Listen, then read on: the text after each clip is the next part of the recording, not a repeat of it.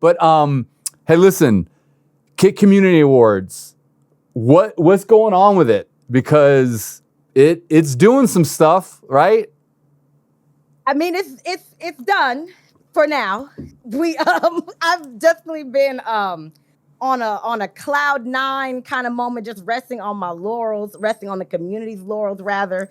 Because so much went into putting that event together. We had it planned pretty much since we did the one just within my own community in 2023, which I also had done the same thing on Twitch. People probably weren't aware I'd done just little ways to acknowledge people in my community that have been holding it down and doing different things and spotlight them. So it's always something I've tried to do to acknowledge other people. However, it's our first time incorporating the community as a whole. And I would say that as a community within the limited resources and the reach that we do have on the platform, I say we did a damn good job. And that's not just for myself, that's for the whole team, everybody involved in this community on Kick as a whole. So I think we did pretty good overall. What you think? Listen, I think it was amazing. I think the first year was amazing. Give me one second. I'm hitting this. Hey, may we? All right, sweet. Look, obviously people are running with the Kick brand, right? Which is amazing, right? So I think that's what I love about this industry is that, look, if I was at a network and someone just started doing like the NBC Awards or the CBS Awards or, even like the Prime Video Presents Awards, right? And no one in Prime Video knew about what was going on, right? Mm-hmm. Like, that's what I love about live streaming is that it's all community led, right? And I think that is the difference of how this generation of media is coming up. People want who they can trust. People want authenticity. People want people who they can relate to. Stephen Colbert is nice, right? But they know that he's reading off a teleprompter, right? Jimmy Fallon's a nice guy, but they know he's reading off a teleprompter. Right. Everyone off of The View, right? They all know that there's an agenda and they in somebody's pocket or something else like that, right? Like always. I think that's what's fascinating about live streaming. So to give you a long-winded answer about what I love about what you're doing is that it's community led, it's yours. You do what you want, right? But just like you were saying, like you put in the work and you get out the rewards, right? So because just to set chat straight, right? Because I know that there's a lot of people out there that's just like, Kick is just propping up LAURENSHAYLA and she just they're rolling out the red carpet, yada yada yada. That's not the case. That's not the case because what happens is that guys like me or networks or like me or organizations like me, we step in and we start to water it down. Now, do we scale, right? Do we look at it and we start to help you scale and we want to help support you and things of that nature? 100%. But I think it's very important that you do this through your lens and you listen to your community the way that you want to listen to them. And I think that's another thing is like you got a lot of static off the first year, but guess what? You seem to adapt to where you adjusted the show. First of all, you're not going to make everyone happy, but secondly, you stay true to who you were in the execution. So that's what I think about the Kick Community Awards, and I think that anybody can do this. I think that that's the thing. It just takes vision, right? And here's the other thing. Lauren just didn't pop up on the scene on Kick. Like Lauren's story arc from when she started on Kick to where she's at now is amazing. The hero's journey or a heroine's journey, I guess. Big time. But I think I blabbed enough. Can you tell us a little bit about who you brought on with you before we start dragging them in here? Absolutely. So one thing that we wanted to make sure that we did with this award show, because some people don't know, it was 43 categories long. Again, it was people from the community have given suggestions for like, we want people from this, we need a horror category because you didn't add horror. We need a Valorant okay, cool. Just whatever people came to me and if it was within reason and we could execute it, we added it. That's how we ended up with having like 40 plus different categories by the end of this thing. However, it's something that really does take a village, like all of these wonderful things that we have here on this platform.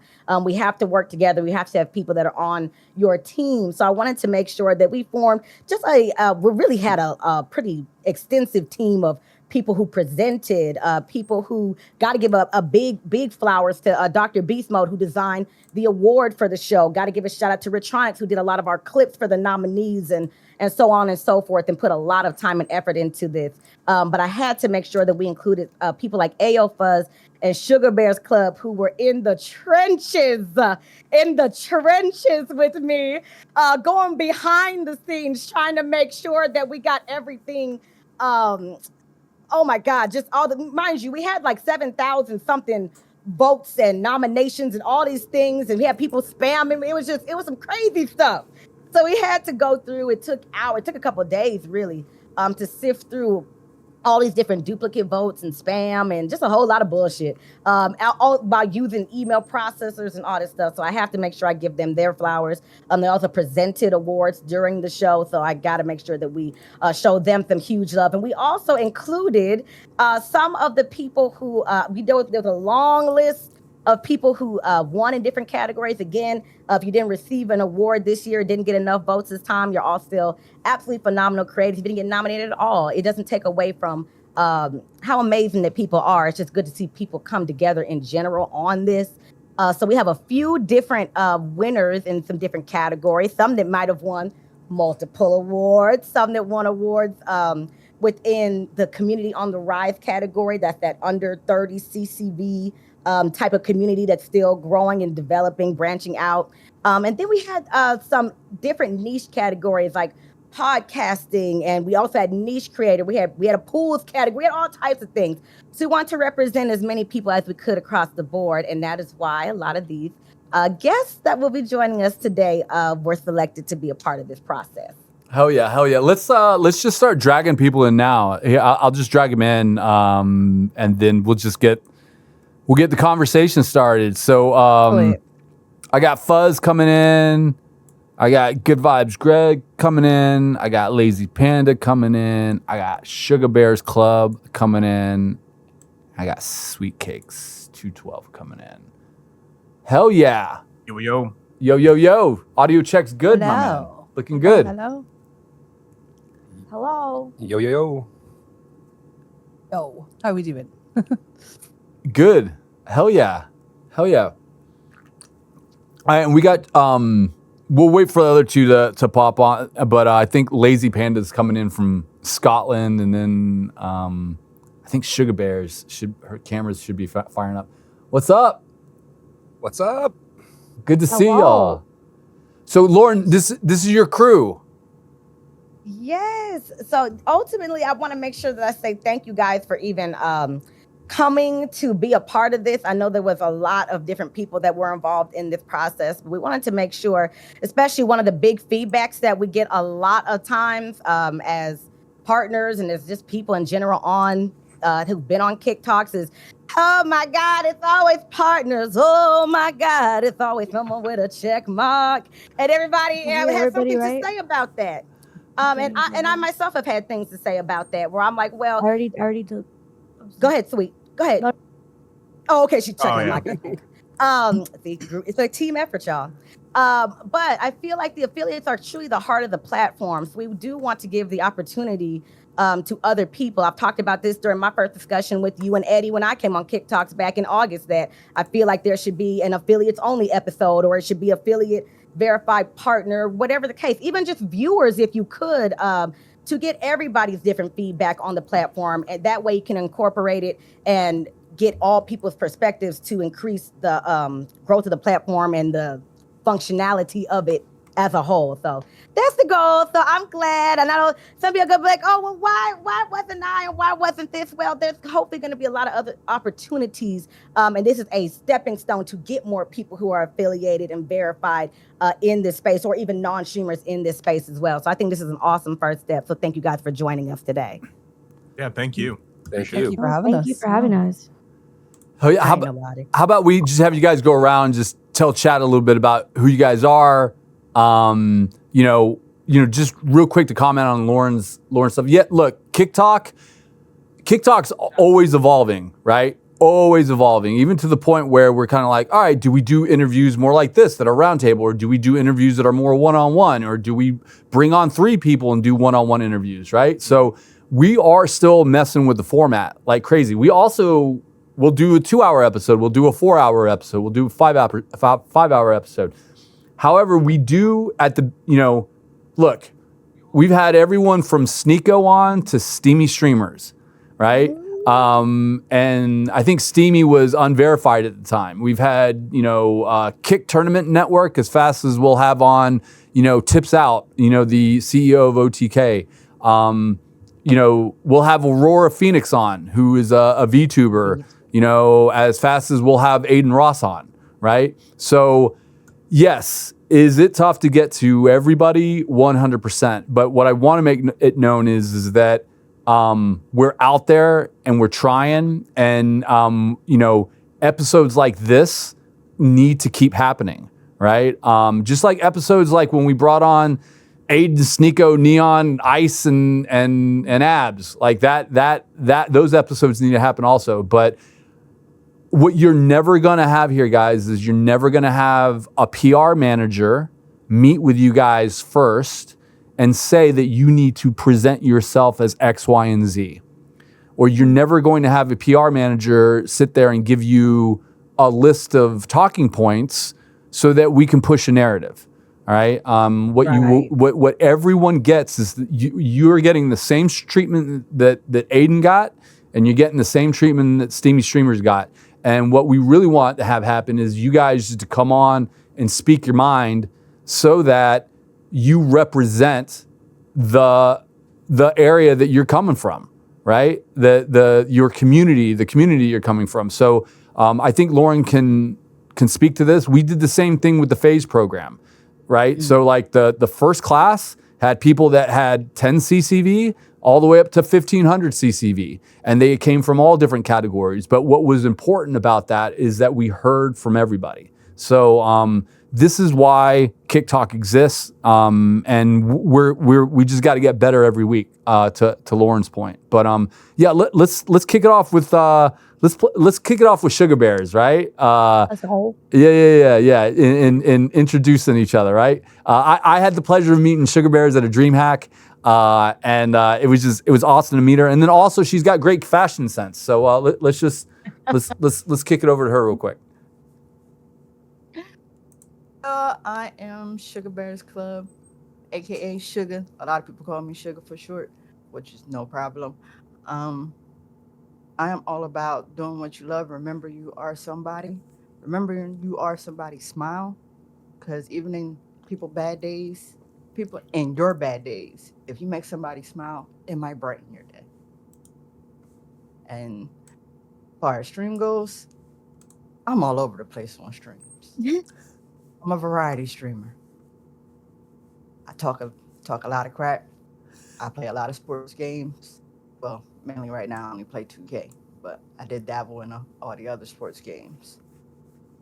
And y'all know me also as when I first stepped on Kick, I actually came to Kick because they handed me a WNBA category for me to play the W mode. Hey, let's go. So I can't wait for 3v3 Unrivaled to premiere on the 17th. You ain't gonna hear me shut up about it.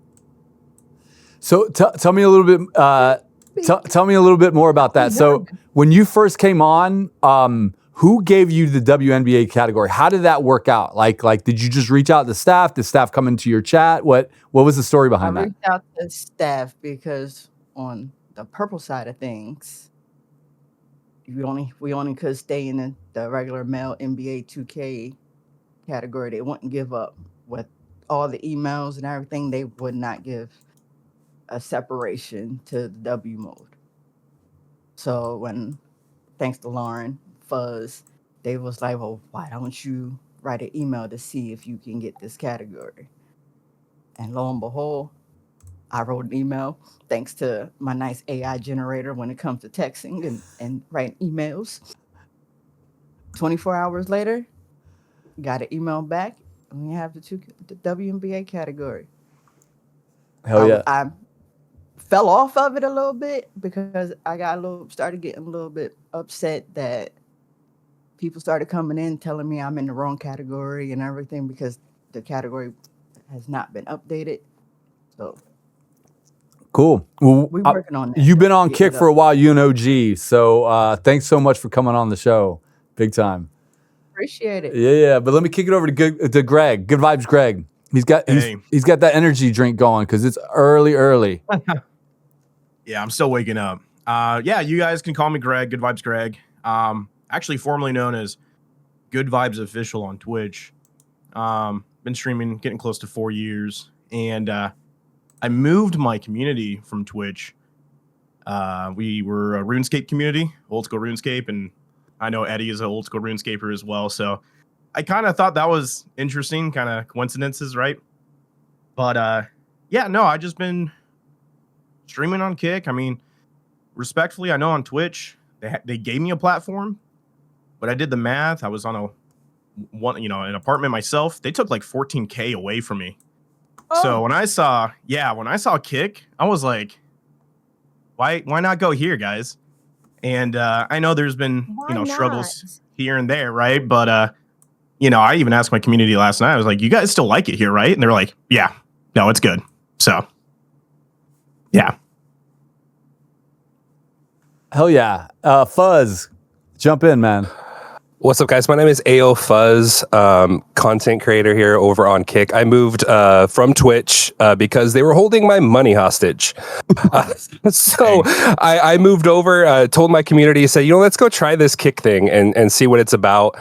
Came over here and I have not looked back since. I deactivated my affiliate status over there on Twitch and said, goodbye. I'm over here, moved over my FPS community. I like to play a little bit of variety games, horror, FPS. I do a podcast about mental health and just getting to know the streamer behind the camera, kind of like we're doing now. So that's what I'm about. And I've always just been a supporter of good vibes and good times. And also, just letting people know that the affiliates are your bread and butter of this platform. Because without affiliates, you wouldn't have a LAURENSHAYLA. Without affiliates, you wouldn't have the other people on the platform. That's very true. But that's just me. No, totally agree. 100% agree. I mean, I myself, I know this is... I still am an affiliate. I am not verified.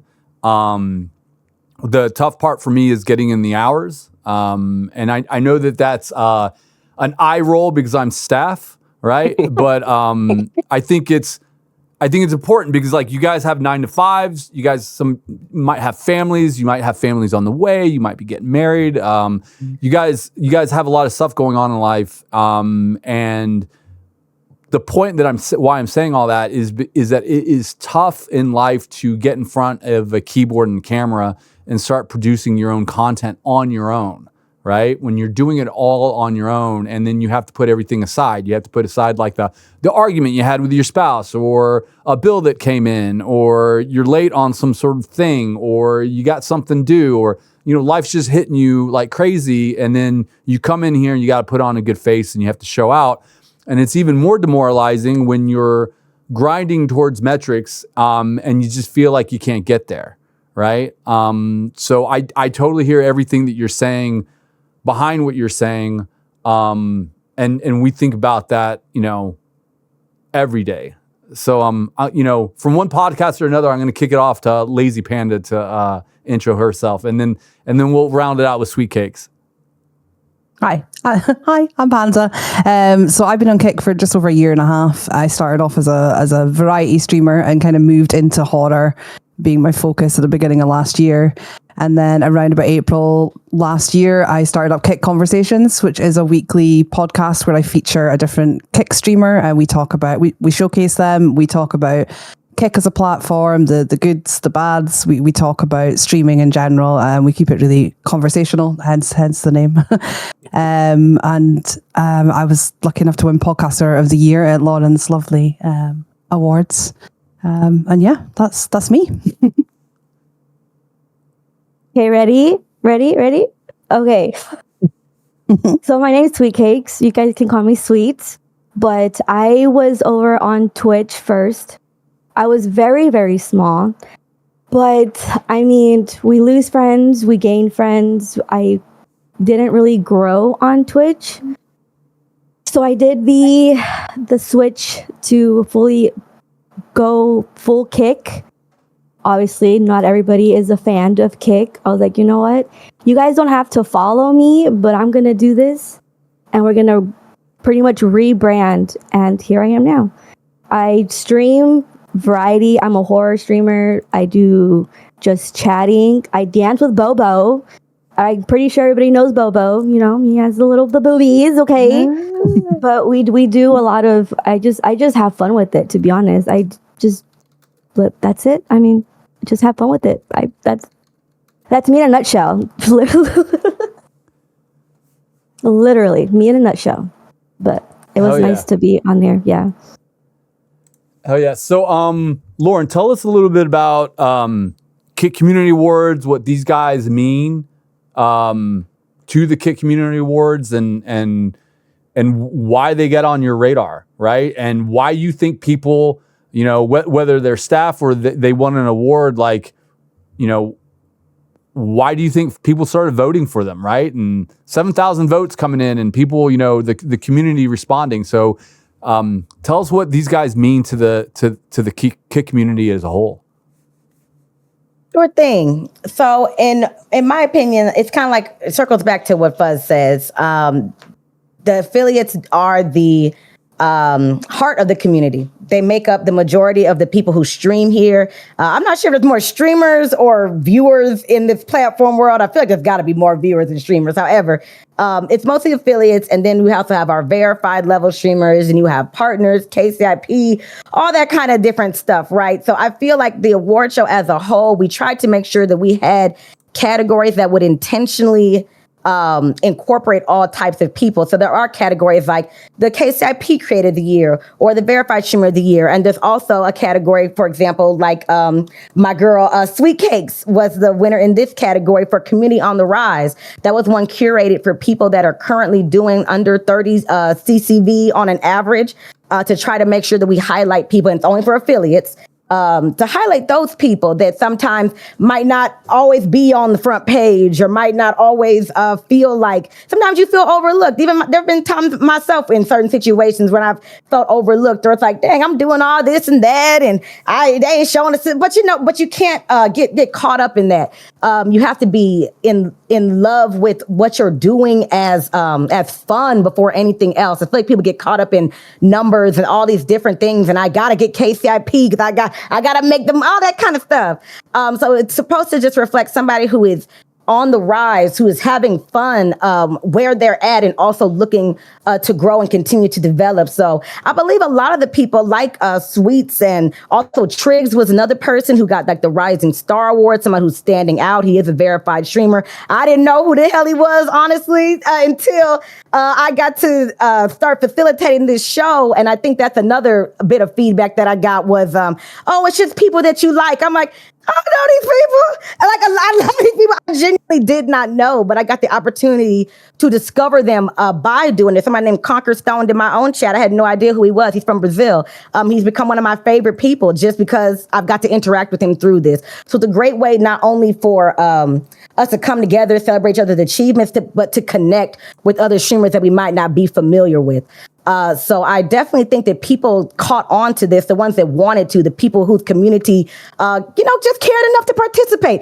Like I can always say, these awards only have as much value as you place onto them. This is a streaming award show. This is not the Grammys. This is not the Oscars. It's something that we made on Canva with art and did all these beautiful things. And it's a great way to see people, come together and do all that stuff. But at the end of the day, if you don't give a damn about it, you don't have to.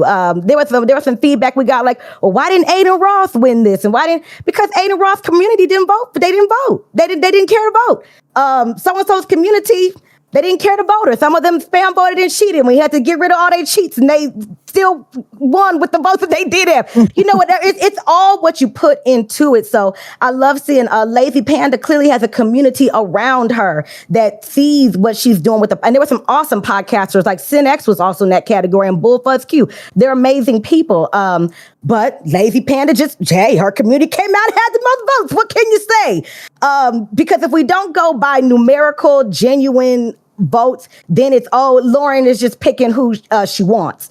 And now you have a real issue. So we can only go by what we're seeing. And then your community steps up and supports you to get you 2 awards. Good Vibes, Greg. Got 2 different categories. Good Vibrations. And remind me of the second, boss.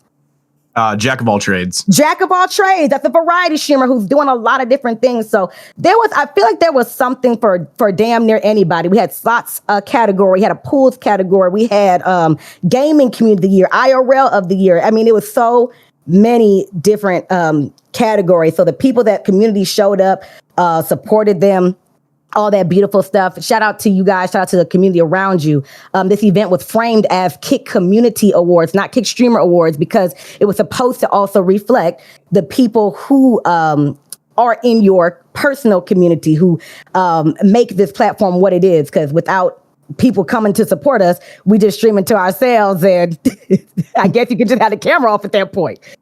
So yes, and then of course I got to also give acknowledgement again to Sugar and Fuzz. Maybe they can speak to this as well. They were inspired to do their own affiliate level only award show earlier this year, and it was absolutely phenomenal. And they invited me to come on as a third host, and I was so proud to be a part of that. But just seeing them making sure that affiliates get highlighted and get some sort of shine and acknowledgement on the platform, I thought that was a very beautiful sentiment because again, they are the majority of the platform. I see a lot. I'm sure we all see it on Twitter. We see favoritism or this person. I've been here for 34 years and Kick's only been around for 2 years, and somehow you've been here for 34, and ain't nobody seen you, and ain't nobody this and all that other drama and all that, all the stuff. So I just feel like the more we share this platform, the more you meet new people and embrace one another, we can continue to grow together and move forward. So thank you guys again for your help, Fuzz and Sugar. Huge help. Yeah, it was fun times. So I got a question for you guys collectively, right? All right, so Lauren hit on a lot of different things, right? About your community and the platform paying attention to you, and I'm affiliate, I'm verified, I'm this, I'm that, blah blah blah. And it's ever since I was on the other platform, this has been always an ongoing conversation, right? Like, how much is it on the platform, and how much is it on the streamer, and how much is it on the community, and how much is it just life, right? So, what are your guys' thoughts on like the streamer journey and where you guys are going? Because look, when money comes into play, whether it be KCIP or subscriptions or sponsorships or donations or whatever, however you guys are making your living, we're still doing it in a capitalism framework. And the capitalism framework is that the cream rises to the top, right? All that stuff, right? That's capitalism, right? But then you have the humane aspect, which live streaming has, which is community, right? Which is everyone's getting together. I think one thing that's amazing about the show, and I think I saw Ocean R. Gatsby comment on it in chat, which was the most amazing thing about this stuff is that the communities come together and get to know each other, and you get to know more people, right? But then when people start saying, all right, well, Kick should elevate everybody on the community, like that starts dipping into more of the socialistic type of vibes, right? Which is kind of counter to what capitalism is, right? And the current system we're in. And I'm asking I'm setting up a deep, prolific question because this is the reality of stuff that we're in, right? And then so the way I always comment about this and break it down is I'm like, well, you shouldn't be waiting for the platform to give you your flowers. Your community should be giving you your flowers, right? Like, where are you comfortable, right? Do you want to be doing 30K CCV like XQC, or are you comfortable with like a Hey It's Rough that has 500 CCV, but but is able to sustain himself because of his subscriptions? Or are you happy at, your 30 CCV to 100 CCV, like Steamy streamers, right? Who's able to be doing, or like Amaze, who, raps and sings and plays GTA and his community comes up and lifts him up. So I'm just asking, like, where do you find this balance in the world of capitalism, this idea of socialism, this idea of community, this idea of the cream rises to the top and pay attention to me? Like, how do you guys tackle it? So I'm gonna speak for both of us in a second. Speaking on the award show that we did for the affiliates, that's the reason why we did it. We did it because we noticed there was a little bit of a gap of discoverability. There are people that just like to vibe and have a good time. With me, that's what I like to do. I don't care if I have 2 people watching me. I don't care if I have 0 people watching me. Mm-hmm. I just want to have a good time and vibe out. That's the reason why we wanted to do that affiliate level award show is to get those affiliate communities together, have that community voting and see where it could go, and maybe discover some people within the community that you haven't discovered before. Because we all know in here, Kick is a big platform. We might say it's not a big platform. It's a big platform. There's so many people streaming that I didn't even know streamed that I met through these award shows and got to create good vibes and good times. And for me personally, speaking on like the socialism and all that stuff, like I just want to have a good time and stream. The money for me, the money's never been there. Look, I still have founders badges, so that tells you how much about not the money I'm about. All right, I still have founders badges in my chat. All right, so that's basically where it comes from. Is me and Shug just wanted to create something and really pay homage to what Lauren was doing, but do it in a little bit of a bigger scale and a bigger way for the affiliates, where we felt it was, honest, genuine, and wasn't going to have any backlash because we did community voting. It wasn't something that we just went, oh, you know what? I think Lauren deserves an award today. We're going to give her one. It was that. So hope that answered that question. I think my award. It kind of comes down to the perception, because we all live in different realities, right? Some of us may have full-time jobs, might be a full-time parent. I am a single male, and I went full-time last year, so I don't have really too much responsibilities in my life, but I do have that perception of reality where I do have to activate my community to keep going through my daily life, whether it's through Gifted or KCIP. So I do think you do have to put the work in. Like, I do believe that the cream will rise to the top if you want to put your work into that. I think it just comes down to different streamers, because like to you, Fuzz, right? You're like, hey, I'm just chilling. I'm just hanging out. But I think it comes down to also like culture. And that's what the Kick Community Award Show just is doing. Lauren Shay, you were like one of the first friendly faces when I popped into the community or into the platform in the very beginning. Thank you. So to me, it kind of makes sense. I'm like, oh, Lauren's been running the show for 2 years, which I mean, other people can for sure too, but it makes sense that Lauren's been doing it. You've been, but you've been friendly to so many people that, I know we have like Aiden and Ice and everybody, but on this type of level too, this is where the culture's starting, like almost like Justin TV. So. Mm-hmm. Well, I'm a full-time parent, so I have 3 kids of my own. So me finding the time, because I'm not a full-time streamer, I stream only Wednesdays, Fridays, and Saturdays. I keep my off days for my kids, my family, and then also I do have time for my community. So people will be like, well, how do you make time? Well, I make the time. I try to find ways to be creative, ways to make things fun for me with everybody that I vibe out in my community. So, I mean, I'm still growing. I'm still learning this whole streaming thing. So it's still a learning curve. We're all learning together. So, I mean, doing the whole events that Little Bears does also helps branch out and meet everybody. So it's like I meet different people every day. I mean, collabing with different people. it's really just have fun with it. I stopped ignoring the numbers a long time ago, because if not, then I'm going to make myself go crazy.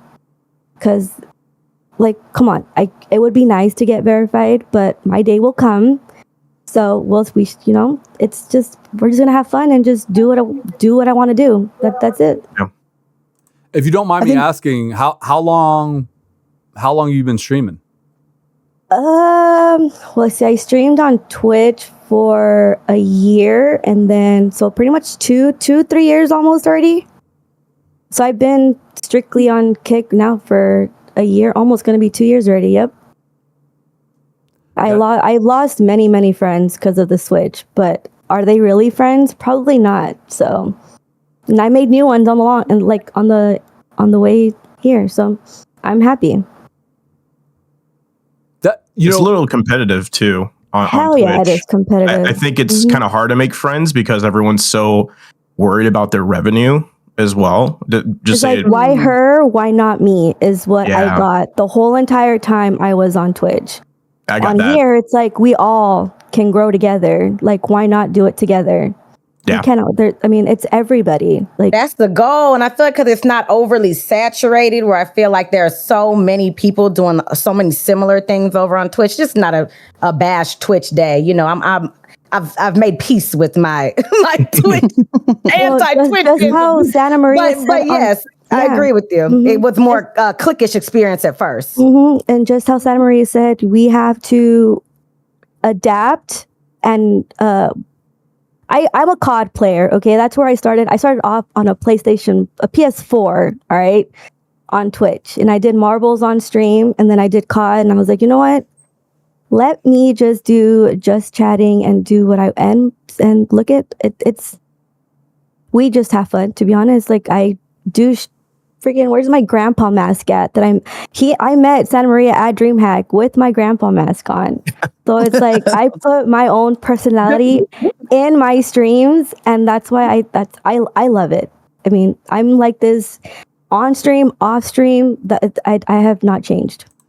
Okay, so I came over from Amazon, Twitch Prime Gaming, Amazon Games, and then Amazon Entertainment when they bought out MGM. What I can tell you is that I would never be able to stream like this or answer questions like this or do anything like this on that platform. No one can. I don't care what level of executive or staffer you are.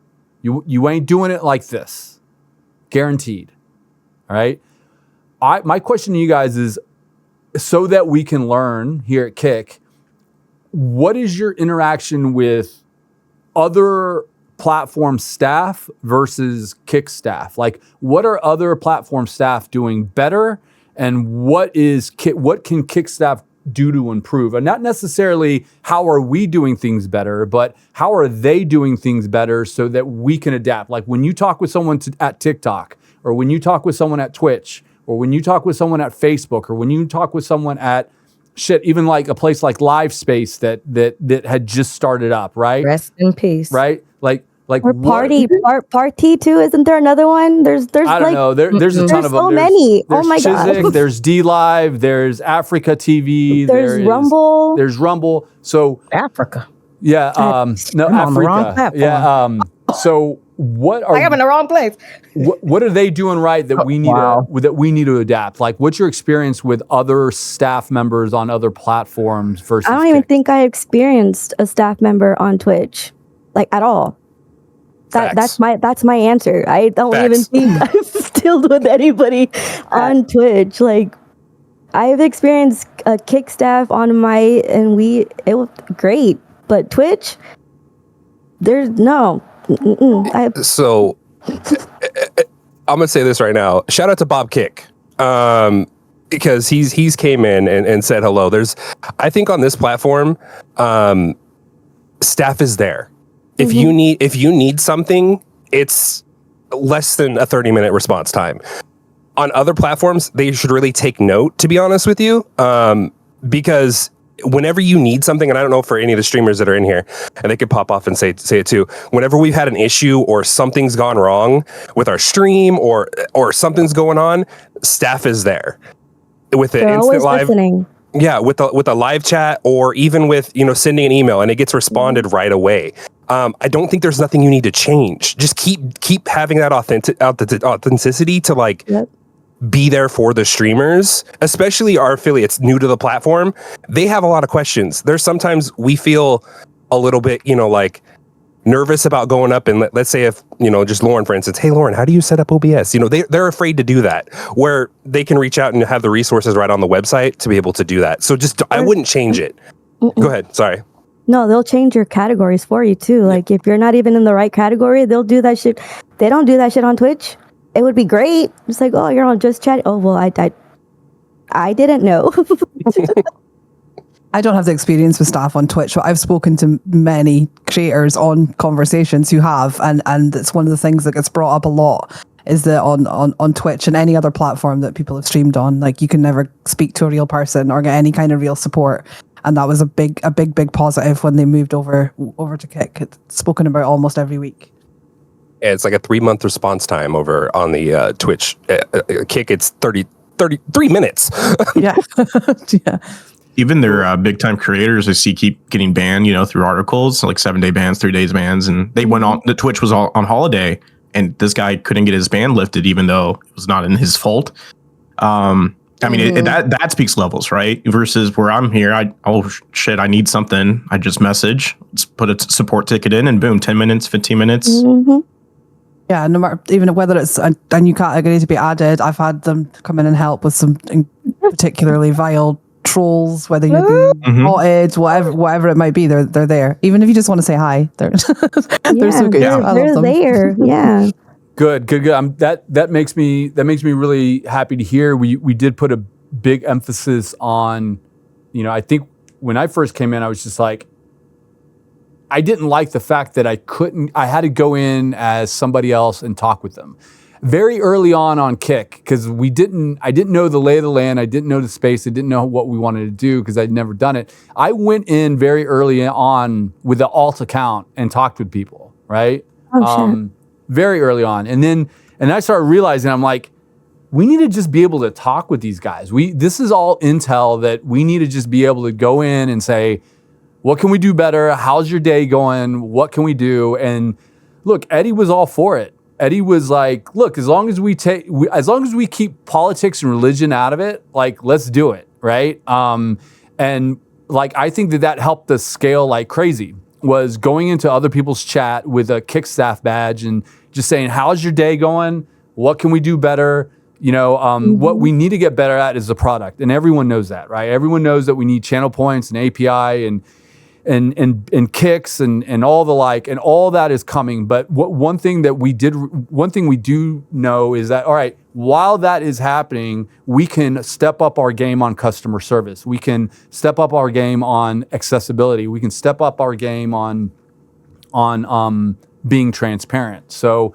I think that while our product catches up, I think that we realize everything will follow. Yeah, everything will follow. We realize, look, Dan Clancy has said one correct thing since I've left that platform, is that Twitch has a community. They have a community, and you cannot purchase the community. All the big signings that we did, that's leasing communities. We're essentially leasing communities. So when you hear someone like Ayo Fuzz say verified streamers is the lifeblood of Kick, that's 100%. 100%. Otherwise, you're working with creators that can pick up their ball and walk away at any time. All right. Mm-hmm. So, but on the flip end, when you're working with creators that you signed and brought over, it's up to you to make them fall in love with the platform, right? Like, I genuinely feel like XQC has fallen in love with Kick. I genuinely feel like Aiden Ross has fallen in love with Kick. Like the idea of Kick, the movement of Kick. Same with Trainwrecks, right?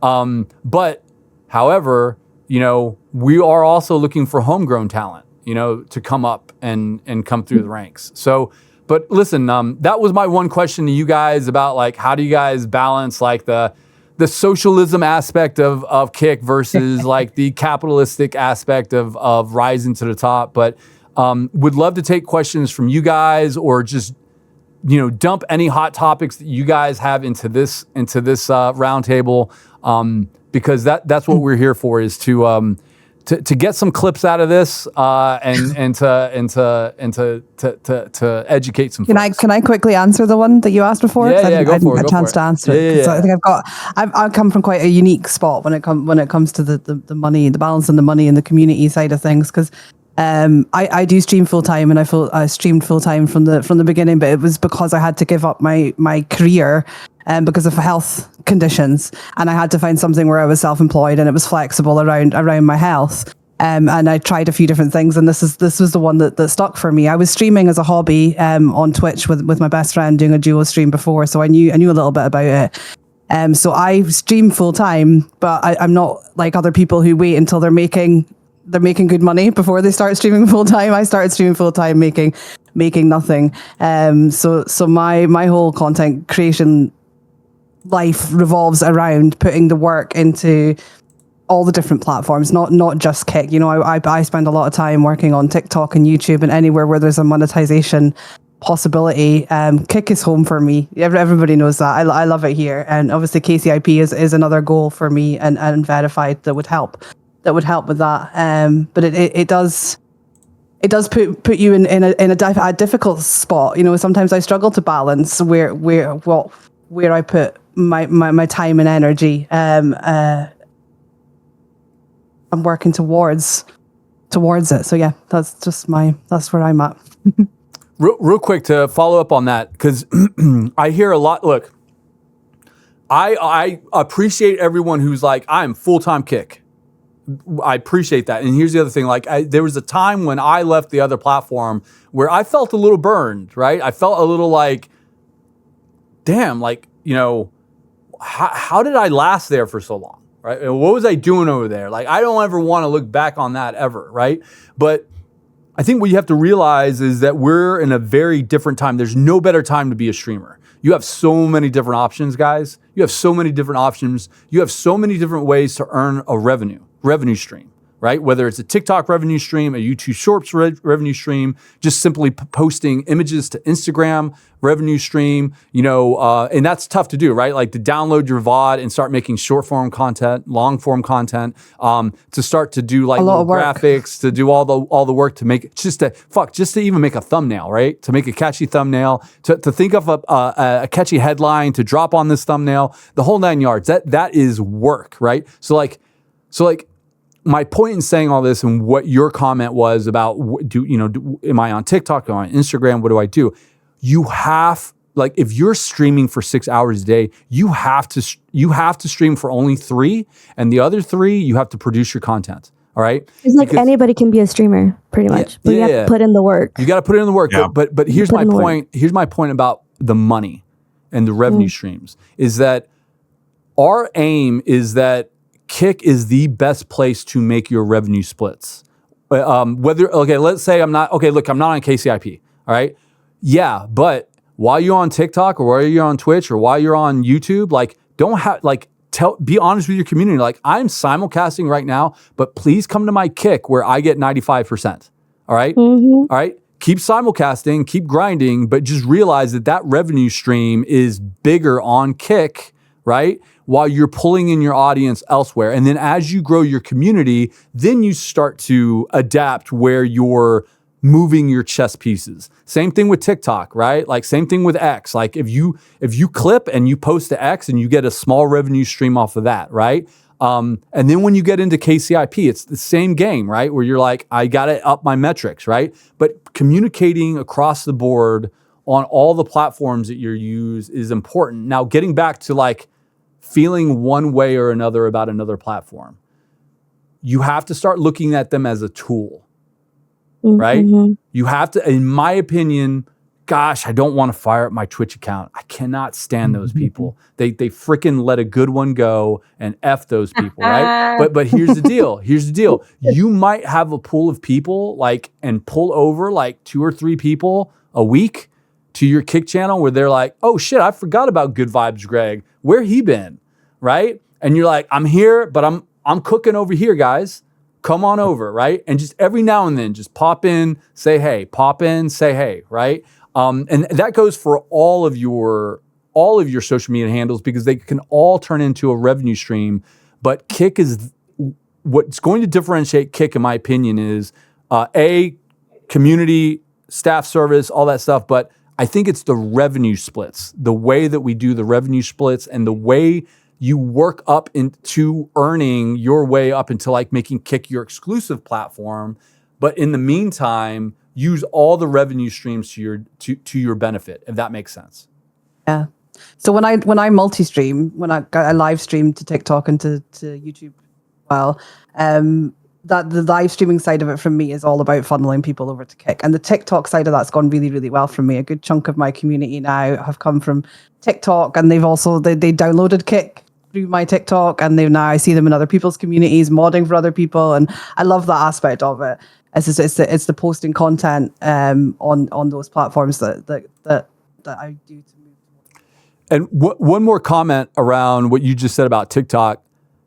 TikTok's is on the ropes, right? In the States. Yeah. If you don't think that YouTube isn't slinging their algorithm around for you guys. It is. All right. It is. Like I've already noticed it. If you're sleeping on YouTube Shorts, right? You got to get on YouTube Shorts because the exposure right now and like they see TikTok on the ropes. Nuts. If they see Lazy Panda fire up on YouTube and they see that she has a TikTok account, guess what they're going to be doing? They're going to be slinging Lazy Panda around to retain her viewers and bring them over from TikTok. And then on the flip side, you're driving traffic to Kick, right? Like it's like understanding that market, that balance, right? Also, and just saying, you know what? I can't stand YouTube, but their algorithm's off the chart because of what's going on with TikTok right now.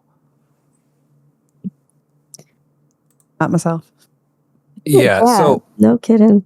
Speaking on like the content making, you always want to post it to every platform you can, even as a small not well established streamer. Putting your content on anything that you can put on, even if it's just a clip saying, "Hey, come check out me out live on Kick."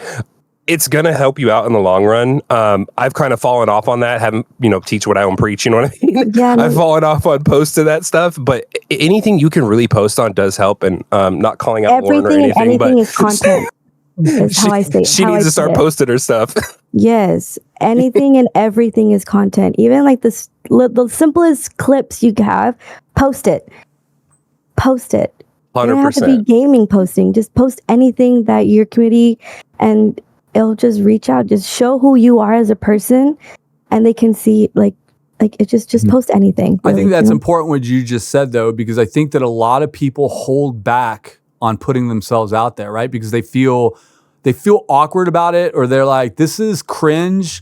This isn't what I think it's going to be. And here's the thing. The thing is 9 times out of 10, it ain't going to be what you think it's going to be. But what's important is that you get the butterflies out, right? Like your first 20 posts are going to be so like nerve-wracking and cringe and like weird and whatever else. But like once you start putting yourself out there and you start seeing the response that you're getting, like you need to adapt. I think where a lot of streamers fall is when they don't get the response that they want and they start getting resentful.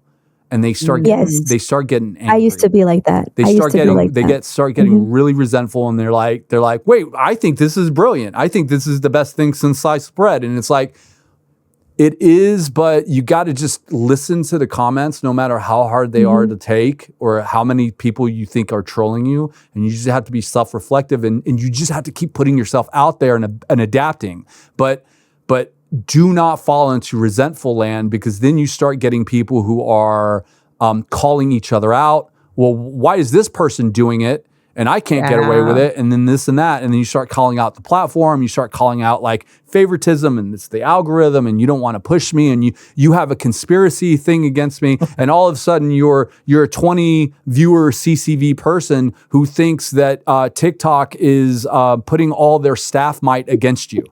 Which is wild. Like you're on their radar. Which is wild, right? And you're wasting your time in your resentment. And then on the flip side, sometimes you have communities who are gassing these people up, who are like, yeah, they hate you, they can't stand you, they like justice for so and so, right? And it's like, what just happened? Like, what kind of echo chamber did you just create for yourself? Right.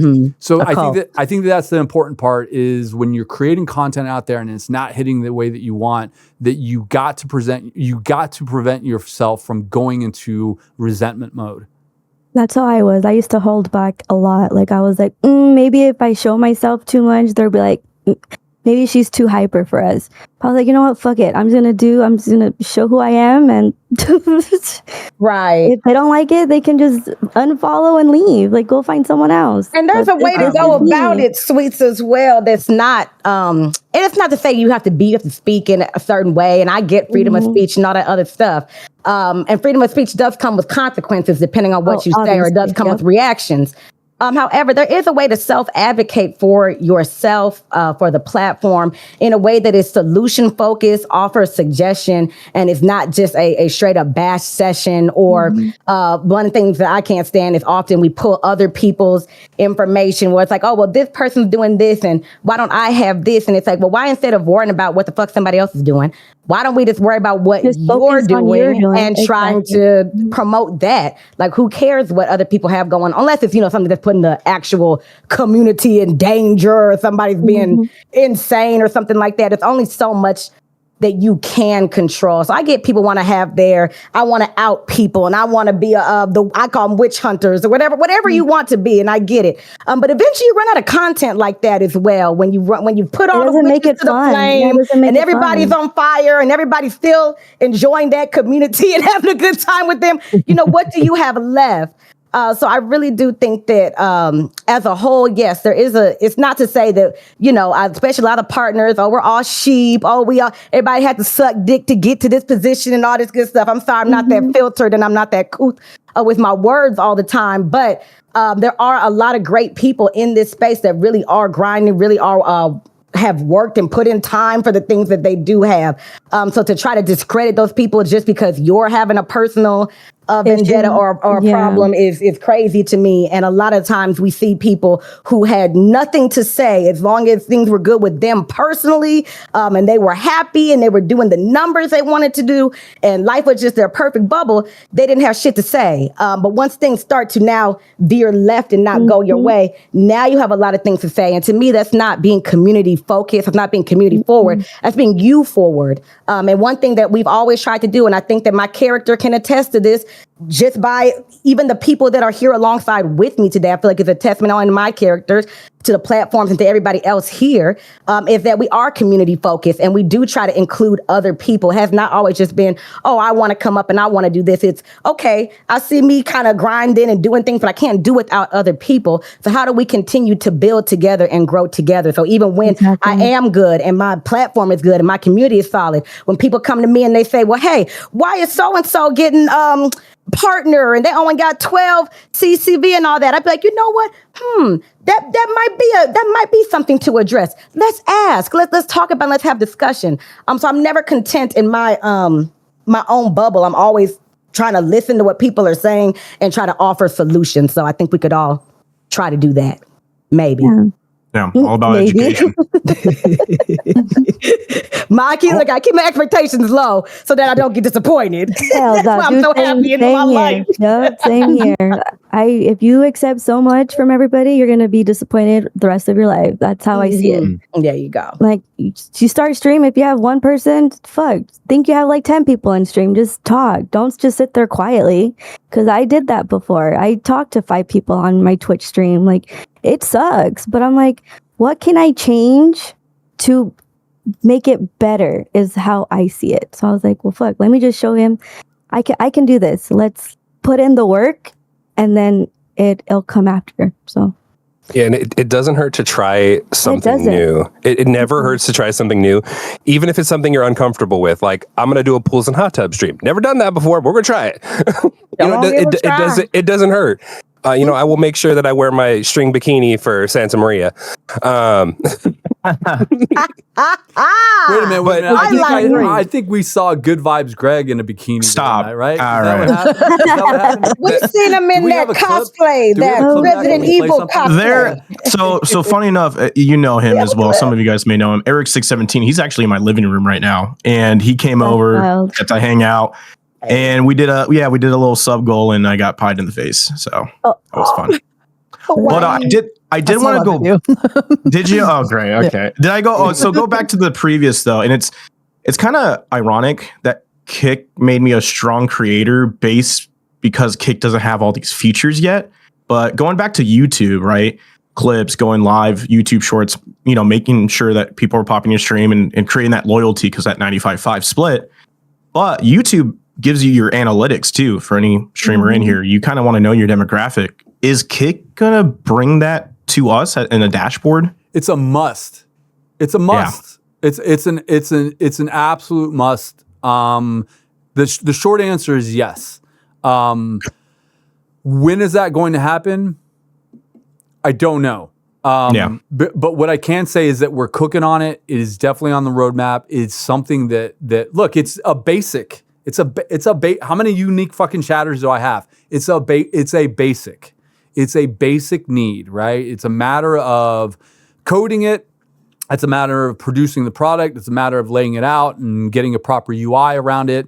However, we also got to get an API out. We also got to get, you guys just saw an update to the UI to the dashboard, right? And I'm sure a lot of people, I'm in meetings and I'm kind of like, guys, it's awesome that we're doing a UI to the dashboard, but no one gives a fuck about that. They want to see metrics. Yeah. They want to see. app. I love you, Polly. Oh, we have a different hue of green. Fantastic, right? Like, we have squared off corners instead of rounded off corners. Beautiful. You know what I want to see is at what time during the day did my fucking chat pop off? Yeah, we definitely need more stuff for that way. Viewers. That way, when I throw on a bikini and play beer pong, when I throw on a hot pink bikini and play beer pong, do I see a spike? Is that something? I saw a spike. I'll tell you that. You saw a spike, right? I saw a spike. I'll tell you that. So 100%. You have a staff member here that is shouting this stuff out at the top of the hill. Not only that, like for verified people, right? Like let's take KCIP, right? How do I increase my rate? What are you guys looking for? Right? You don't have to give me the secret formula, and we'll never give you the secret formula. No platform is going to give you the secret formula. Twitch is not going to tell you how they give 50-50 versus 70-30 different who they pick and choose. They're not going to tell you how they demonetize one category and monetize the other. They're not going to tell you any of that. YouTube is not going to share with you, right, who's making more money on running full-on ads versus who's running skippable ads. TikTok is never going to tell you how they run their metrics and how they pay out. They're not going to. But what these other platforms do is they tell you how you at least can increase your rate and what they're looking for, right? So that's what we got to do better. If we value unique chatters, then we should put it in the dashboard. This is how you're going to make a little bit more money if you have a little bit more unique chatters. If we value organic traffic, in my opinion, we should show you the offset of inorganic traffic you have and then adjust your KCIP accordingly and reward you for not botting yourself or for not tabbing yourself up or for not doing follow for follow or not doing all the bullshit things that we know that you're doing and then feign ignorance on social media, right? So yes, I could go on and on and on about how our dashboard needs to be better and we know it internally. What I can say is that it is coming, right? It is on our radar, right? It is something that is a focus. But there are bigger things that we need to get out, like an API, channel points, different payment methods. Those things are coming out first, but I promise you, working up to the dashboard is something. Now, the resources, like where my head is at, is like, guys, like, let's not revamp a UI until we have all this other stuff out, like with the metrics. I'm not the head of product, but I do chirp in like that. Mhm. All right. Did I answer your question? Yeah. Yes. Sweet. Yeah. I did have a question though I wanted to ask you about. And maybe something you could put into somebody's ear. I did want to ask if you would make maybe like a YouTube short content for Kick, maybe on the app or on the TV side to kind of generate some traffic to the other streamers, like content that they make. All right. So you mean to have a portion of Kick where you can upload a video? Look, I think Eddie has talked about this. I don't think we're going to be doing like full on VODs, right? Like, let's say you take your VOD down, you re-edit it, and you repost it, right? So that you don't have a 4-hour VOD, you just have your highlights, a 13-minute thing, and you've gassed it up a little, and then you can share it around. I don't think we're going to be doing that. I think we're going to be focused just on live streaming. What I am advocating for is I think that we should have an uploadable video. I think we should have an uploadable video of the intro video, right? I think everyone should have an intro video for when your account is dormant, that you have a reel that introduces who you are. Oh, like the trailer, like on reel. Twitch, right? Yeah. Exactly. I think that is needed. One other point that I will make around uploadable stuff. I don't think we're going to go in the direction of full on uploaded VODs. However, I do think that the clipping culture is the new thing. I do think that if you create a clip that you've put a lot of effort into and you're sharing it, I do think that should be uploadable and that way shared across Kick and shared across social media. I think that there should be some sort of linking to when you post it to TikTok or post it to Twitter to drive traffic. I think that that's the new thing. Right. I understand, like, and I think that answers our question of like housing all these VODs where you're already housing them on YouTube. Let's house clips that generate the same amount of traffic, that generate the same amount of exposure, right? But I also think that there should be a way. I don't like our clip system right now, which is just like the clip with the highest views gets it. Like, I think those should be voted on. You know, that's my opinion. Would there ever be a case where you'd actually have clips where it's like home, browse, and following would like actually could a clip page live there so you could see more than on a front page? The page, Yeah. Incorporated into the front page platform. Mm-hmm. Yeah. I want that. And I think we should, just because here's the thing, like grandpa went away. That thing's got to get hot. That takes commitment. Right. Right. So I think, to a bigger nuance to that question around clipping is that, and I learned this through Kick Clips, like the last episode, who was educating us on clipping. He says that Kick has a much bigger clipping culture than any other platform. That if you look at the Neon clips or the Aiden clips or the Ice Poseidon clips or the Sam clips or the Abs clip or the Ali Boba clips or the Big E clips or the whatever, like streamers are becoming more savvy and saying, I got to get a clip channel, right? I got to start pushing that. According to Kick Clips, he says that is very unique to Kick. Because I asked him, I was like, well, what's the clipping culture on Twitch? What's the clipping culture on TikTok? What's the clipping? He goes, it's not at the level of storytelling that it is on Kick. So I think, in my opinion, I think that we need to take advantage of that culture. So my focus would be more on clips rather than VODs. Yeah, we just want to be able to download our VODs too. I think in an easier way would. That's just like right now, what you don't like to go to JJ That right Downloader and there. using that whole No. I've never done it. I let my little VODs go off, but then I look back and I'm like, dang, you're I should have fine, kept my you're VOD from my gender reveal. I could have kept my VOD from my dream hack, but I'm not that kind of girl. Look, I know y'all have questions. So we got Ababs in chat. He's saying just use Kicklet. It's easy. So look, there are downloadable options where Kicklet you can use. I know like Stream Charts has a thing where you can just take your link and drop it in and it downloads. There are platforms out there that you just take your link, whether it's a clip or a VOD, and you just download it, right? I think I think it's important that you download your MPV or your MP4 or your MOV and just keep it in a folder until you can do something with it. Because you're right. Once the 30 days is up, it's gone. Right? Right. Yeah. All right, what else you guys got? I know I know y'all got deeper questions. I know you got, give us some hard hitting, like. Well, I have a few different questions from people in chat, but I wanted other people to have the opportunity to. Oh yeah, for sure. To speak My up. chat's being shy, so I brought the mask out and they're like, yeah, full send it. But no, that's scary. Well, I'll pose one real quick from Dr. Beast Mode, who is in my chat. And if y'all are asking the questions, I'm letting them know who they're from. Just so you guys are aware. But Dr. Beast Mode, he actually had 2 questions, but I want to start with his first one that I think a lot of people have some feedback for this. Do you believe, and this can be for Santa, this can really be for everybody. Do you believe the CCV metrics for verification should be a requirement metric? It's been the most controversial, especially when meeting all other metrics for almost the entire time on the platform.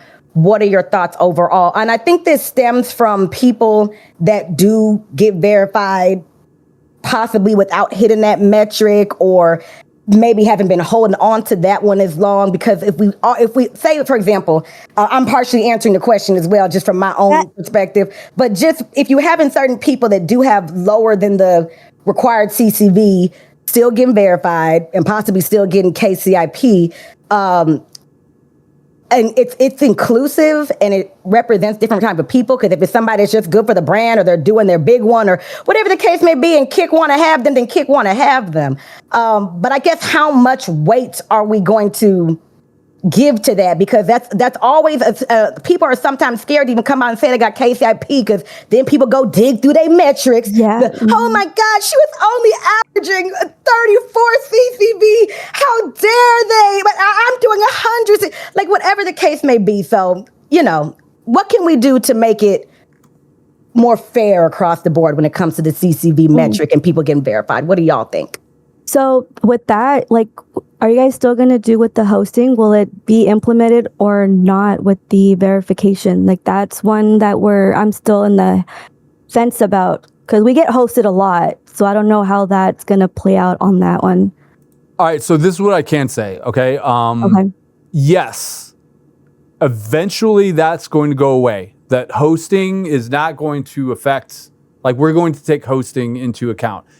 That has already been approved by the big dog. All right. That's already been approved by the big dogs. Now it's a matter of our middle management starting to readjust that metric when they start bringing people in. Because look, it ain't the same thing with the hours too. We put so many hours and our numbers don't go up with the viewer count. So all right, that's totally different. Listen, if you're getting hosted, I think that should be counted 100%. Yes. The higher ups feel that should be counted. Now, but the hours, not really. But no, let me tell you why. Because that's just mismanagement of your time. Look, if you're doing 10 hours a day and you're doing 20 CCV, stop. And you're trying to build to something else. Stop. If you don't care, then who cares? Yeah. But if you look, if you're the type of streamer, you're I don't look at the numbers. I don't care. I'm here to vibe with my community. Fine.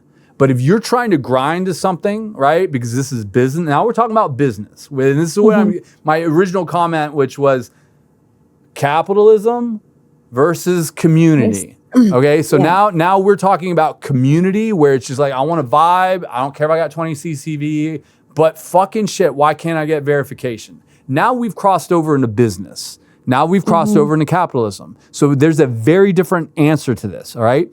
If you are grinding for 10 hours a day at 20 CCV, stop, all right? What you got to do is you have to stream for 2 hours, sit and think about what the fuck you just did for an hour, and why you're not growing, and then formulate a game plan the next hour, and then the next 3 hours, you need to start executing. That's what you needed to start doing with the 10 hours of your day, all right? The other thing you also need to do is say, all right, I'm gonna grind. When I hit 20 CCV, If I hit 30 CCV, I'm cutting it off. As painful as that is, I'm cutting it off and I'm leaving people wanting more, right? I'm leaving people wanting more, and then I'm firing up again, right? And I'm only going to stream for another 2 hours, right? But I'm going to keep working my average. I'm going to keep working my average up and up and up and up and up, because the more hours that you have going against your CCV, that lowers your average, right? So if you're doing 20 CCV over 10 hours, your average is only going to stay at 20, right? But if you're doing 2 hours and you hit 30 CCV for a good 30 minutes of that time and you kill it, then you only have 2 hours going into your 30 CCV, maximizing and upping your CCV. All right. This is what I'm talking about. The difference between capitalism, right? Getting the check mark, getting the KCIP, hitting your metrics versus community. You know what? I'm just here to vibe. I'm here to play COD. I'm here to have a good time. I'm here to get in a bikini and smoke some joints. That's all I want to do, man. Right? Well, if that's what you want to do, and then you want to start bitching about verification, you have to put on your business hat. I'm sorry, you do. Right? Because at the end of the day, you're going to start getting paid. Let me tell you another thing. There's going to come a point, even with KCIP people, where they don't give a shit about subs and they don't give a shit about KCIP, because the real money that they're bringing in is off of sponsorships. All right. That's a next level thing, guys. Right? Yeah. That's a next level thing. You will literally have people who will not leave platforms because their CCV will take a hit.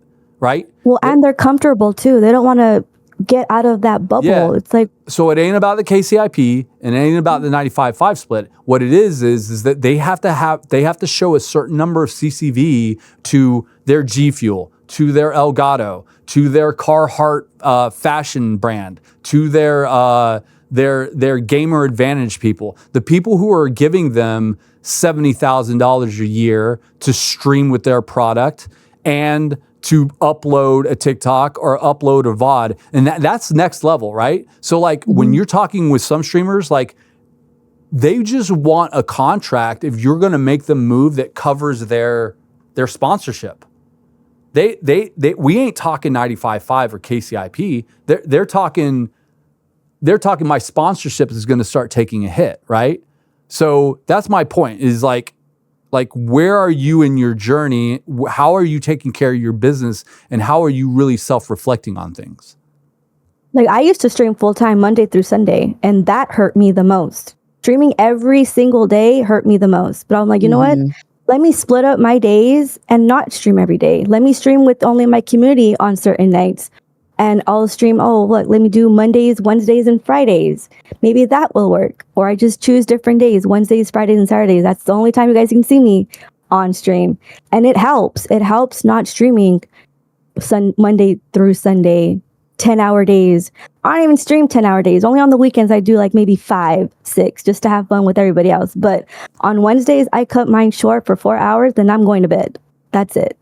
I can't do 10, 20 hours. It's not going to go nowhere. I don't think it's going to go nowhere for me. So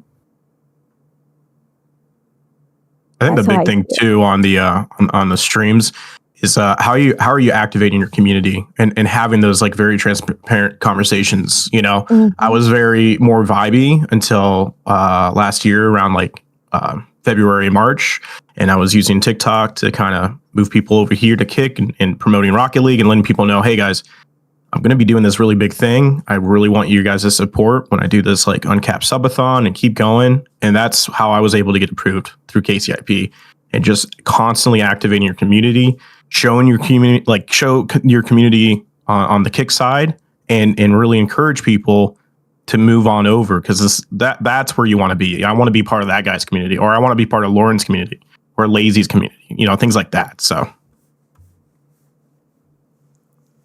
Can I ask Andrew a quick question about what you said about the hosts and front page features and things not counting towards the CCV? So at the moment for verified, the numbers from hosts and front page don't count towards your CCV. Is that right?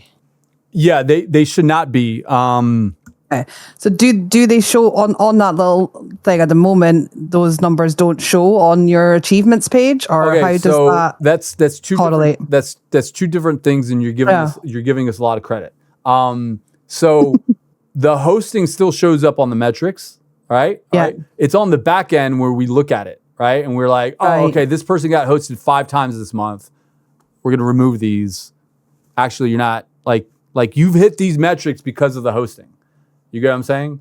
So, but right now on the back end, we're gonna look at it and be like, all right, this person hit the metrics. They got 5 hosts, but who cares? The host happened, right? The hosts are the hosting is authentic, right? And then let me also be very clear. There's a difference between tabbing, follow for follow, and hosts, and we see those. So don't be like, I know what happens. What happens is like, oh, I got hosted 5 times. Actually, no, you didn't. You're just, you have 10 people who have 50 windows open. Like, that's not a host. It doesn't work that way. It doesn't work that way. Yeah, if yeah, it's yeah. very genuine, by all means. But I was but- curious if it does work that way. Yeah. So, look, what I will say is that I don't know if it's been across our entire staff right now. What I say is that it's been like, as soon as I brought it up, it's been addressed. And it's been said, yes, this does not make sense. It's something that we need to change. Now it's just about implementing it with our staff, with our KCIP and verified staff members. Do you personally think that it should be that 75 CCV for verified and 100 for KCIP should be absolute minimum for someone to be considered for verified, or do you think that community engagement and the actual content that's being put out should be considered? Look, Yeah, because we're almost there. You know what I'm saying? Look, what I will say is something that Good Vibes Greg had mentioned is that Kick just makes better streamers because of the things that we don't have, right? All of the bells and whistles, it goes so far. I think people really rely on, gosh, if I just had channel points, my community would show up. Maybe, I don't think so. maybe Probably, not. Maybe, Mhm. I don't know. Gosh, if I just could use the Snapchat filter, then the community would really come rolling in. I don't know. Maybe not. Like, gosh, if I just had like bits, well, why, just put a Patreon link, drop a like people. There's other ways to get around. Not to say that Kick should not be doing these things. Let me first say that. My point in saying all this around KCIP and whether the metrics and all that stuff matter, me and Eddie have been on record saying that we want to get rid of the metrics. We have talked about that on Kick Talks. I want to go after people who are producing great content. That's it, right? Now, the argument around that is like, okay, great. You're going to put someone on KCIP and they're going to be making $1.50 an hour because they only have 30 CCV, but you see something in them. You see that they're grinding and they're doing it, right? Isn't that more demoralizing and giving them I don't know. And this goes back to the business side. I will say that 40% of the people that came through in phase 1, 2, and 3 viewed KCIP in 2 ways. And I might get a lot of static for this, right? But I can say this in a lot of confidence looking back. The people who saw it as, there's people who saw it as I made it and I can sit on my hands. Yeah. I made it, I put out my video, I got signed to Kick. Done.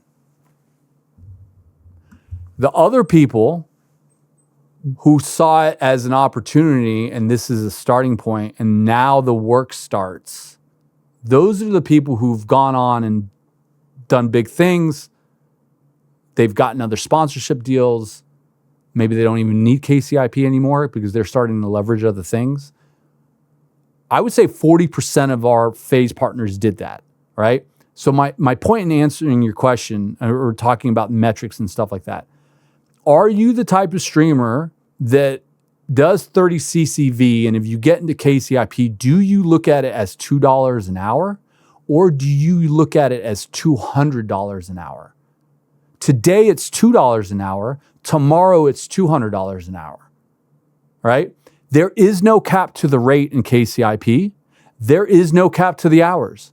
You legit, if you put in the work, could be making $200 an hour and streaming 12 hours a day and making that rate. Streaming 5 days a week, 10 hours a day, 50 hours a week at $200. There's no cap to the hours. There's no cap to the rate. Like, that's things that people don't think about. What they do is they say, fuck, I'm only making $2 an hour. Look at the bullshit rate that Kick is giving me. And it's kind of like, well, first of all, you're claiming that you're getting 500 CCVs and you're clearly botting, and we're only paying you on the 30 CCV that you got, right? That's why you're making $2 an hour. What you really need to be focused on is closing your bot account, rolling up your sleeves and start putting in the work. And your $2 an hour will turn into $4 an hour, will turn into $6 an hour, will turn into $20 an hour. Look, our Spanish community gets it. Our Spanish community gets it. They get it. And that's why we've exponentially grown like crazy in Latin America. I think there was a crazy tweet out there where 2 streamers streamed for a month on Twitch and another one streamed on Kick, and they compared their ad sales rate before their KCIP rate. 14 times more off of their KCIP than their ads. All right. Now, there's a lot of things that can go into that. Maybe Twitch isn't pushing as much ad revenue into Latin America as they should be. There's exchange rates. There's things of that nature, blah, blah, blah, blah, blah. But my point is that the Latin American audience doesn't, when the Willy Wonka kid gets the golden ticket, he doesn't see a piece of tinfoil in his hand. He sees going to fucking Wonka land and fucking killing it, right? So do you see a piece of tinfoil in your hand, or do you see potential? And that's the difference in streamers, all right? Now, to answer your question, I believe that everything should go towards content. I think that you should be, as a creator, say, you know what? I got what it takes, and I'm going to apply for it. And I'm going to tell them why I think I should be on KCIP, and I'm going to give them a reel up on me and who I am, right? And I'm going to apply, right? And then we respond and we say, kid, you ain't there yet, right? You ain't there yet. You just ain't there yet, right? Or I also think that we should scout. I think we should say, hey, good vibes, Greg. Really great energy. Hey, Sugar Bears, thanks for coming out to DreamHack and like spending your time there and getting to know the community. That means a lot to us, right? Hey, Ayo, thank you for helping Lauren Shay out with KCA and doing your thing, right? Lazy Panda, ain't no one asking you to throw up a podcast and having it specifically on Kick. Thank you for doing that. Thank you for growing our community. We see the benefit in this. We see the merit in it. Look, we know that you're only doing 30 CCV, but we would be honored to have you on KCIP. Would you be interested? Right? Like I think that we should be scouting and bringing in people and rewarding people and doing that. And then I also think that people think, can I record that and take it as an offer? Yeah, right. I hear you. But the issue you run into is that now you're picking and choosing. Yes, exactly. That's now the issue you're running into. Exactly. Right. That's why we have to have an application process too, right? And that's why the metrics also come in. Right? I will say, from a business standpoint, I do think the metrics are very, very, very, very important. I do. I think that a CCV does stand for something because it's industry standard, right? It is across the board. I do think that there is, from a business perspective, I do think that there needs to be a balancing out of this person's making really good content versus they're only doing 20 CCV. What are we missing? I think that that's the real question. Like, how can we get this 20 CCV streamer up to 200 CCV? And is that the platform's responsibility? Right? Is that Twitch's, TikTok, YouTube Shorts, Kick's responsibility? I don't know. Now, to give you, because I feel like I'm not answering the question. I feel that, and this is just my opinion. This is not Eddie. This is not Kick. This is not anything. These are things that we internally have discussions on. And this is what gets bounced around, is that I think that there should be a higher value on content. If it was up to me, I would get rid of the metrics and I would only look at the metrics internally, right? And I would say like Lazy Panda audition, she put in for KCIP. She feels that she should be on KCIP. And we look at the metrics and we say, Lazy Panda, we really like what you're doing, but you're only at 30 CCV. You need to keep grinding. Hit us back up in 30 days. You got us on your radar. Let's see where you're at with 30 days, and let's see what the work you put in. Let's start there, right? As opposed to Lazy Panda hitting her head up against a brick wall, not knowing what she's not doing right to get to 100 CCV, 75 CCV. I think that there could be a little bit more dialogue and back and forth in this model if we just look at content, but still weigh it out on a business perspective around metrics, all right? Do we feel that this is someone who can get to 75, 100? Because at the end of the day, watch hours and viewership is still very important to a platform. Because that's what they use to sell off to advertisers, right? Honestly, right? And we want to get an advertising game eventually. Eventually, there is going to be a CV on Lazy Panda. And when Progressive Auto Insurance comes in and says, I want to run an AI ad over Lazy Panda, is she worth our time to do it? That's where the rubber starts to hit the road, right? Now, we want to do ads differently. So again, this goes back to how much of this is community, how much of this is business, how much of this is capitalism, all that stuff. But I personally do place a higher value on content creation than I do hitting the metrics. I place a higher value on user-generated content than I do viewership, right? Like if Lazy Panda is like, her clips are going off the chart and everyone in her community is wearing a Lazy Panda, purple wig, right? And everyone's buying her hoodies and her this and there's a user generated content movement around what she is doing, right? Like that to me is more valuable than CCV. And I think that should be more valuable to advertisers also, but that just ain't the case right now. So yes, I do think that there needs to be, and we are having internal discussions right now. I am going to be going out to Australia. We're going to be setting up meetings with more of the KCIP team. This is on the KCIP team's radar. But however, right now the metrics is the thing, but there are serious discussions happening that we start moving over into bringing people into KCIP based on content. I have two things real quick, Santa, that this conversation has inspired. Just to think about. So we talk about, possibility of maybe taking out the metrics as much and focusing more on content or incorporating the two. And a word that you brought up was auditions. So I was like, what if there were legitimately KCIP audition days and some people actually could come? This is content for y'all, for the staff. That would be interesting. You could come and either do this. You can do it live, or if you want to do it offline in Discord, or if you just want to do it via email, people can send in their 2-minute reel about, here's my spiel, here's my socials, here's my analytics, here's some of my clips, here's my other places where I have a huge following, or whatever the case may be. Here's the potential that I have, the sponsors. Just coming with all of your eggs and getting to actually interact and see what it's like just talking to people. Maybe if you can do a draft day sort of deal once a month, every 3 months, quarterly, a quarter quell, if you will, for my Hunger Games fans, to try to get into the KCIP in that way. And that's another special way that people have gotten in. For example, I was in the first class of Kick Partners. That's a special way to be entered into KCIP. Some people like Snow and Big E just got offered individual contracts. So maybe this can be another unique way and more personalized. People can come and, for lack of a better word, kind of just showcase their talents and their potential. Yeah, for verification too. That would be interesting. Yes.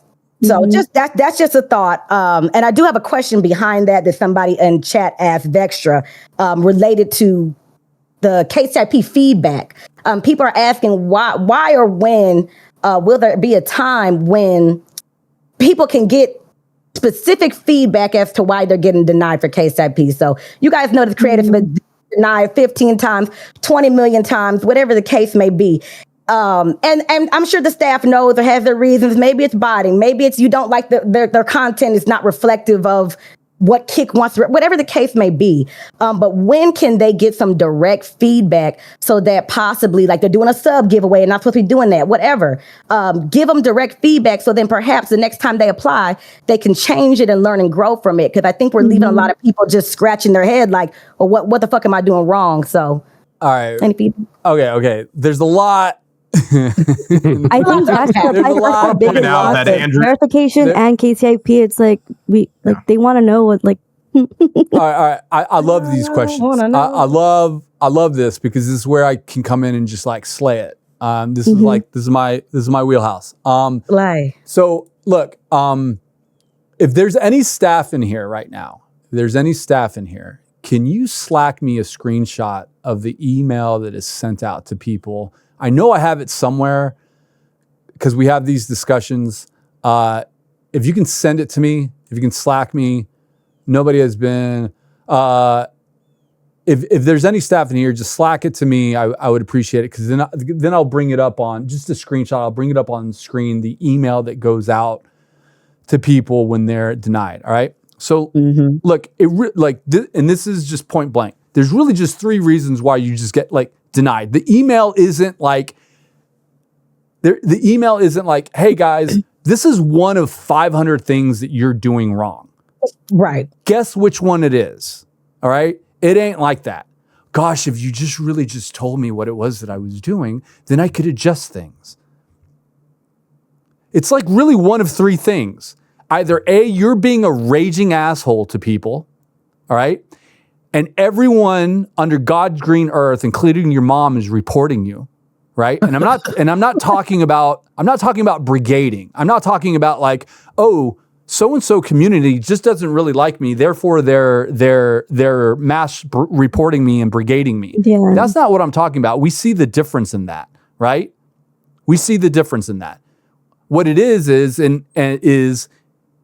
if you are teeing up people and harassing them and being an absolute dick to absolutely everyone that you're coming across, and you have a VTuber reporting you, and you have someone in just chatting reporting you, and you have a COD player that's reporting you, and you have someone in VR chat that's reporting you, and these people have nothing to do with each other, and you're in our system, and you've applied for 21 verifications, and you don't know why.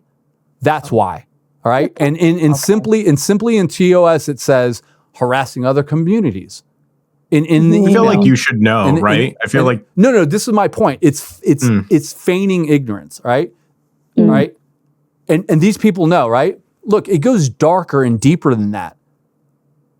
There are people who have bounty boards on other people. Oh, If my community goes into this person's chat and makes them cry, I will give you $50. Oh, that is pretty dark, actually. It's dark. That's pretty wild. That's pretty wild. It's dark. So the thing torture porn. the thing That's crazy. okay, so this is what I'm talking about. This is how ruthless people can get. All right. The internet's crazy. Why am I not getting verified? Because it clearly says in our TOS that you're not supposed to be. It's just live and let live. And this is what I'm talking about, the resentment part. Why is Lauren Shay in LA in first class and why am I not? Well, I'm going to make Lauren Shay's LA's life a living fucking hell. I'm a diversity hire. Why are you doing that? Why are you doing that? Right? Her and Extremely Cole were completely diversity hires. It wasn't because they rolled up their sleeves and they worked. You know, it wasn't because they rolled up their sleeves and work, right? Look, my point in saying all this is that in our simple little email, right, we say, look, maybe you're harassing people. Maybe you're violating TOS. Don't do that. The second thing that our email really clears states is you might have inflated views, right? Right? You might have inflated views. Don't do that. Okay? So look, we know, like, look, if you're running like I got the best community. Come over to my community and come on into my community, and we're gonna be this community. We're gonna be this awesome community, and we're just a community, and our community is real strong. Your community is real strong at tabbing, bro. Your community is real strong at follow for follow. Your community is really strong at selling off bots, right?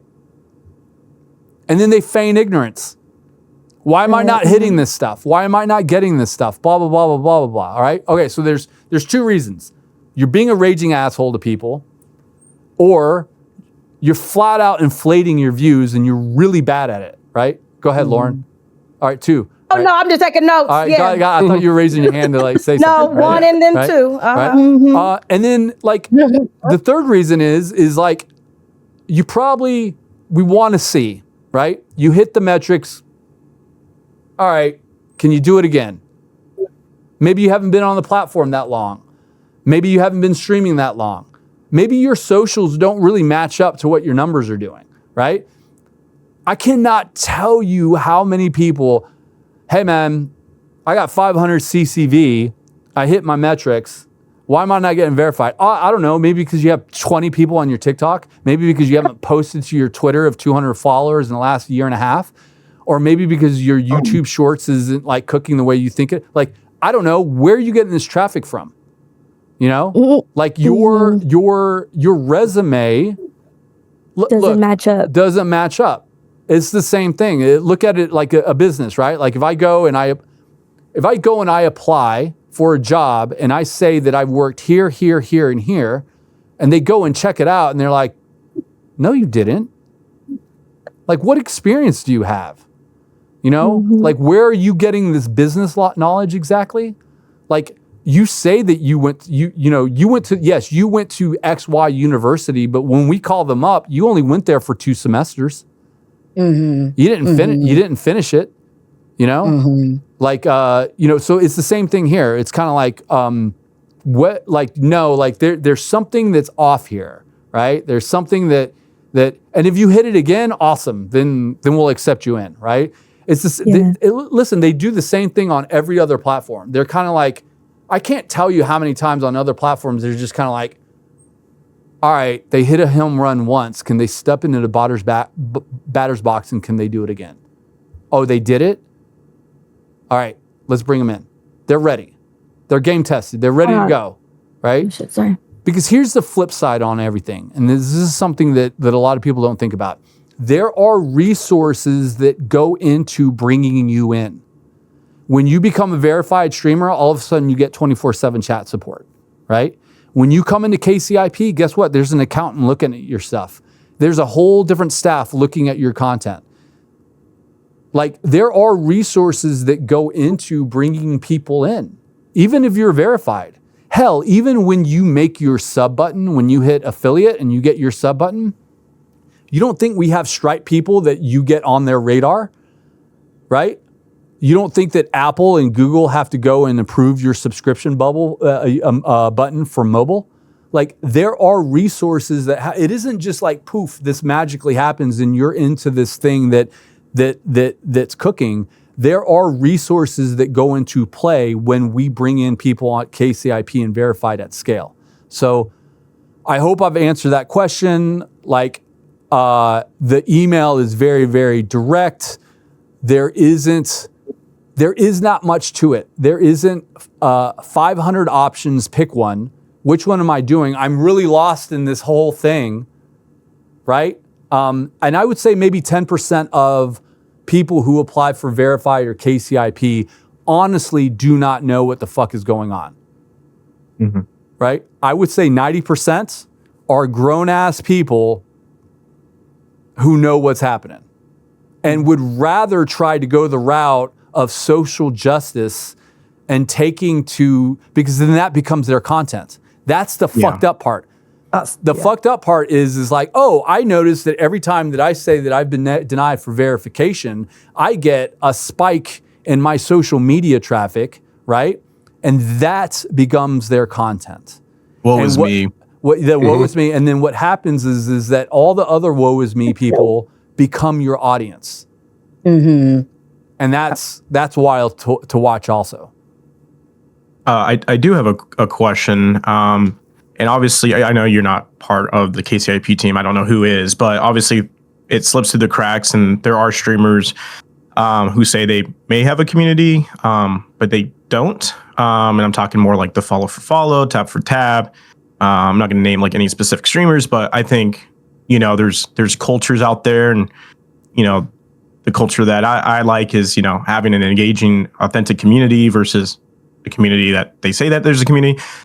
Is there going to be like KCIP reviews for like all members, or how would that? And I'm not saying a witch hunt or anything like that, but I think there are streamers out there who have not hit those metrics that see those streamers get hit, and it's not a woe is me. It's just there's an interesting system in place. People slip through the cracks and they get approved, and things like that. Is there going to be maybe like a review system down the line, or things of that nature? Oh, okay, so what's the consolidated question? So will there be a review process for all KCIP streamers? Yes. Because yes. Okay. Yes. 100%. So you guys saw that with verified streamers maybe 2 or 3 months ago. I think there was like 300 accounts. Oh, there was that Lord. hell, there might have even been more, right? I think there was I think it was 3,000. Was it in the thousands? It was a lot, and I got some mixed feedback as well. Yeah. So like dormant accounts, people who just were like, harassing others, more so dormant accounts. It was more so dormant accounts that got their verification removed. The same thing is going to happen with KCIP. And here's the other thing. It's already happening, right? It's already there are people who get demonetized off KCIP. But they don't go out and they don't tell people, right? And we don't make that public. Like we don't have like a streamer bans where it goes, hey, so-and-so just got banned off a Kick. We don't have this thing that says, hey, so-and-so just got demonetized off KCIP. Like we don't announce that, right? But people do get removed off of KCIP on the daily basis. Will there be a massive audit? Yes, there will be a massive audit, but let me make this clear. Like, it's to our benefit not to pay out people who are doing XYZ things or inflating their views or doing whatever. Here's the other thing. Like, just because someone's on KCIP and they look like they got 20,000 viewers doesn't mean they're getting paid off of 20,000 viewers, right? Like, we're not like they're this system, we're not that obtuse to ourselves where we're just going to pay that out. Like that's not sustainable. Yeah. It's not. I think that people start to worry about the platform's business as opposed to the platform just worrying about their business, right? Yeah. Like, why is this person on KCIP when they're like, well, they might still be hitting the metrics. They might still be hitting a assault, but are we paying them out on this inorganic? No, we're not. We're not. And then, like, here's the other thing, and Eddie has talked about it also. Like, it's hard to call out someone on botting because, like, they could be like, "I'm being botted." Like, "Oh, I've been streaming for X amount of years. You pick up a lot of enemies, and people just bot you on a daily basis." Or it's not me. But what I can tell you is that like, yeah, we have a system where it adjusts those payouts, right? So don't think that there aren't people out there that are like 800 CCV who are getting paid for half of that and then don't say anything. Like Eddie and Bijan aren't where they're at because like they get taken for a ride. Does that make sense? Yeah. But to that point, yes, there is going to be a massive KCIP audit that will happen. But it happens on the daily. But there's going to be other metrics in place, kind of like what we did with verification, where we just go through and just kind of clean house, tidy things up. Yeah, and just to give some feedback on the verification, I'm all for KCIP. You can review my whatever y'all want to do.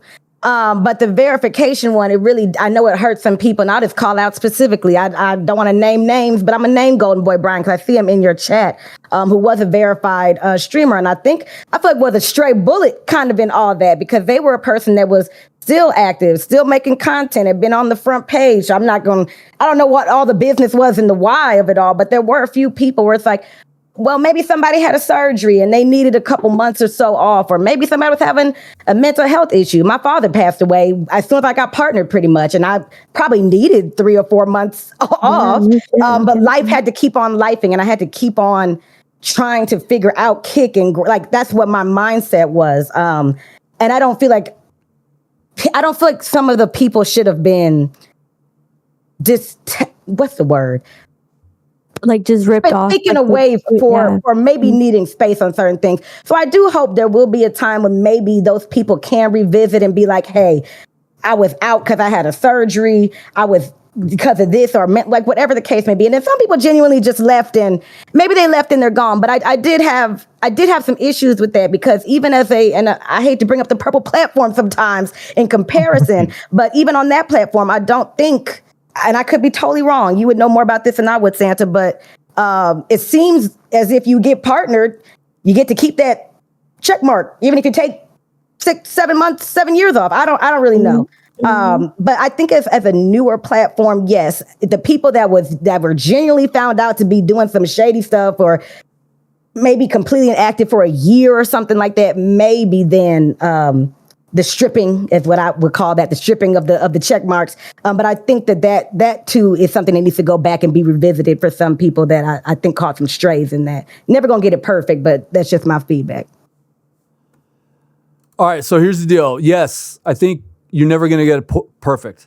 Ever, ever, ever, ever, you're never gonna get it perfect.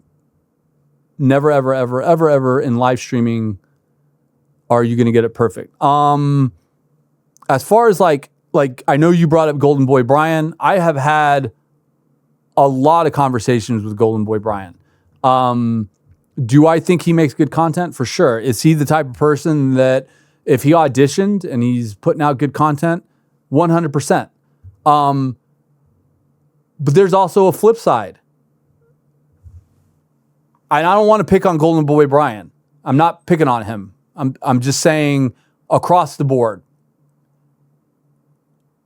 What are we doing with the content? Why? What is the why? You know, if BB Jess sees something in him, if you see something in him, if Kick Staff sees something in him, there's something going on, right? There's something going on. Now, I would love to sit down with all 3,000 creators on the platform and figure out exactly what it is that's going on with your content. But you can't. It's not scalable. It's not scalable. And I'm not saying that Golden Boy Brian is going into this arena, but one thing I know for sure is the pick me attitude and the why not me attitude, because it's just going to be the next thing. Mm-hmm. Why not me verified? Why not me KCIP? Why not me sponsored? Why not me? Why not me? Why not me? And it's going to keep happening, right? And again, I'm not saying Golden Boy Brian's doing that. What I'm saying is that in any industry, whether it's the NBA and I'm playing D-League basketball and I'm watching LeBron go off and I say, why not me? It's like, sometimes it just comes down to genetics, man. You know? Sometimes it comes down to what is it that you're meant to be doing, right? And again, I'm not putting Golden Boy Brian in this. Like, there's so many things that go into any industry. Listen, man, I played soccer for a very long time. There was a point in time where I thought I was going to be playing professional soccer for a very long time. And I played soccer and I was not a starter. I wasn't a fucking starter and I was getting paid peanuts. Guess what I had to do? I had to realize that I'm not fucking Messi, right? But what didn't I do? I didn't run on the field and tackle a starter, right? And say that this guy is garbage and he shouldn't be starting in front of me, right? I didn't go up to my coach and say, hey, you're a piece of shit for overlooking me. You know, like what you do is you go to another team and see if you can't make it. And if you can't make it there, then guess what? You have to start like self-reflecting. All right. My point is that there is no NBA player, there is no CEO, there is no accountant, there is no anyone in any profession who's doing it at a very, very high level who made it by saying, why not me or pick me? Ever. There are people who have humility and say, I never thought that this would happen in my life. But when you look back at their resume, you realize the work that they put in, or you realize the talent that they have. So you either put work in to get to where you're at, or you just have charisma and you just have it. And that's a very small percentage of people, right? That can just turn on the camera and fucking it lights up, right? Yeah. It's a very small percent, but it exists. It's out there, right? So, Lauren, I hope I answered your question in this. Like, I agree with content. Golden Boy Brian would probably be a really good example of someone who, if they auditioned with their body of work, yes. But what I'm also saying is there's something else there. There's something else there. So, yes, like, do I want Golden Boy Brian to leave Kick? I don't. Do I want Golden Boy Brian? Do I want Golden Boy Brian to add other platforms to his portfolio and grow and get his content out there so that he can really see, is it Kick? Is it me? And is my content better suited for TikTok or isn't it? Right? Look, there are a shit ton of people who are doing content on YouTube because it's just a better platform for them. There's a guy named Weston Champlin, all right? You guys can look him up, Westen Champlin. And he builds cars. He builds drag racers. And he is someone that I've talked to and said, dude, you would be an amazing live streamer. You know what? He's better at videos, video on demand, right? There's another YouTuber that I talked to. His name is Max Velocity, right? And especially with all the like weather shit that's happening in like LA and throughout the coast and blah, blah, blah. This guy's name's Max Velocity. He would be an amazing live streamer because he reports on the weather. And I'm like, there's no better way to live stream than report on the weather in real time. But guess what? His videos do much better. He posts a video in the morning, fucking 9 million hits off the rip, right? But he's found a platform where his content thrives on that, right? So my point is that if he started doing live streaming, would he take a hit? Maybe. Maybe he gets nervous when it lights up, right? When it's live. Not everyone can walk the tightrope. My point is that you get on all platforms, see how you cook, and then use Kick to maximize your splits, right? But it ain't personal, you know? It's not like, again, it's not like it's not like we brought in all 200, 300 Kick employees and said, today we're going after Golden Boy Brian. And it don't work. It don't work that way on any platform. I hope I answered the question. Just go into it too, just the big cycle. I mean, just from any streamer journey and why Kick would be the main platform for your home. But yeah, you want to keep moving people from like YouTube and Twitch and TikTok, if TikTok's still alive for another year or whatever. But, you know, moving those people and making it your core community and just keep going, being consistent. Which is hard because I got a lot of backlash from trying to. I was like, I'm not gonna twist your arm from Twitch to Kick. Right. Like if you want to come, by all means, my doors are open. If it's not, then, but don't come support me when I'm doing great. You know what I mean? I had people at my lowest still supporting me till this day, and now that they see me doing great, now they want to come say hi. Right. Hi, nice to meet you, but no, like. I'm sorry, but no, like not to be rude, but it's like, I don't like the fake support. Like, I don't like that. You want to genuinely support me, do it because you love me and you love what I do. That's it. Yeah. It's just booting live on Twitch or YouTube, whatever. Just a quick reminder, say, hey, I'm still over on Kick if you want to come by and Yeah. be part of that core community. Like by all means. Yeah. I might go back to the Purple app. Who knows? Maybe I can rebuild it back up to something different. Because I didn't know what to do when I was streaming on Twitch. I was like just doing whatever I wanted to do. Now that I have a steady community, maybe I can. So we'll see. We'll see. Okay, so to that note, here's the deal. Like, you'd be surprised at the amount of people who are on Twitch that still fire up on Kick. No, exactly. Okay, so like the Office Drummer is a really good example. That dude fires up on Kick as fast as he fires up on Twitch. Okay? Who else is another Twitch streamer? Like Strawberry Tabby fires up on Twitch as fast as she'll fire up on Kick. Liz Vega, who plays a harp, fires up on Twitch as fast as she'll fire up on Kick. Grim, still to this day, fires up on Twitch. First class partner. All right. So it's just a matter, how do you utilize the platforms to benefit what it is that you're doing? All right.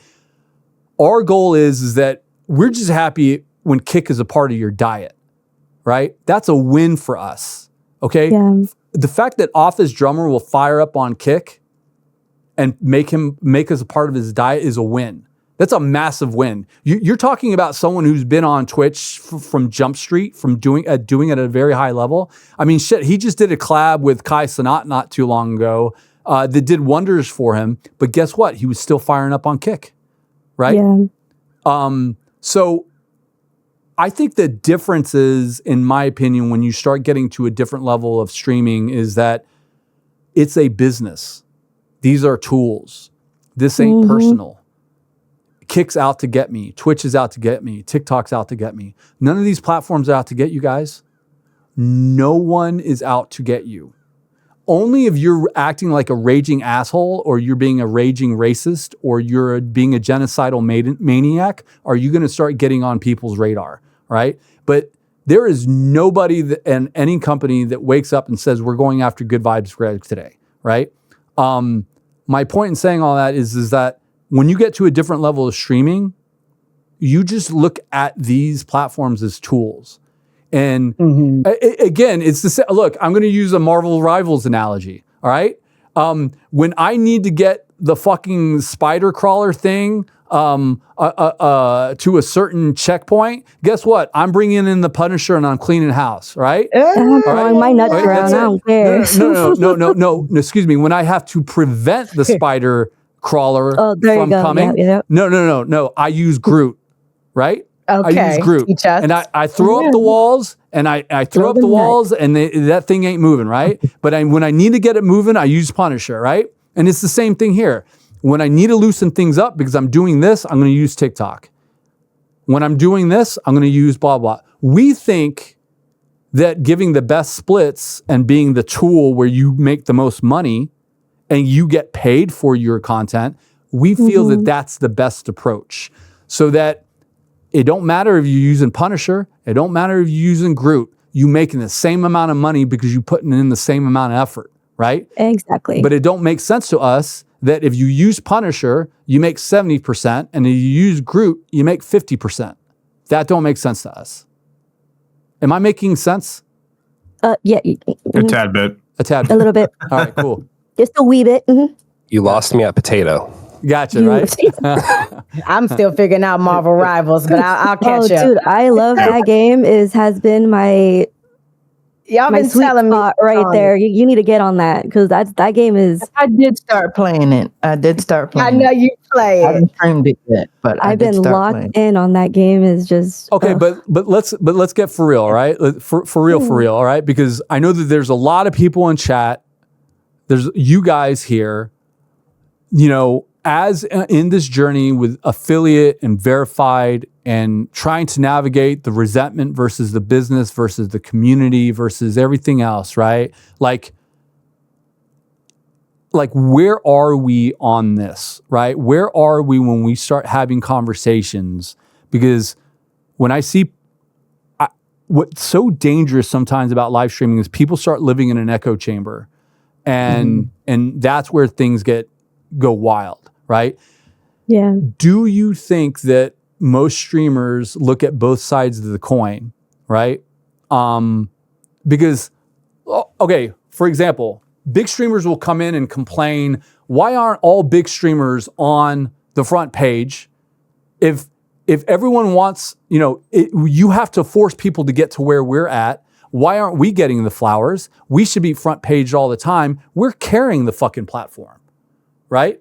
And then you have people like Fuzz who come in and say, hey, affiliates are the lifeblood of your shit, man. You better not forget about us, right? And then you have your KCIP people who are saying, hey, we're your partners. Why am I not getting front page? Or why am I not getting my flowers? Why am I not so? And then you have people who are saying like, this platform is completely against me. What I'm saying is that where does all this fucking converge, right? Like, are the big streamers right? Like, why wouldn't you listen to someone who's doing 20,000 CCV organic content and been doing this at a hell level versus someone who's been doing this for only a year and a half and saying, this is where my journey has started because arguably the majority of your platform is where this is at. So this is just my opinion on it.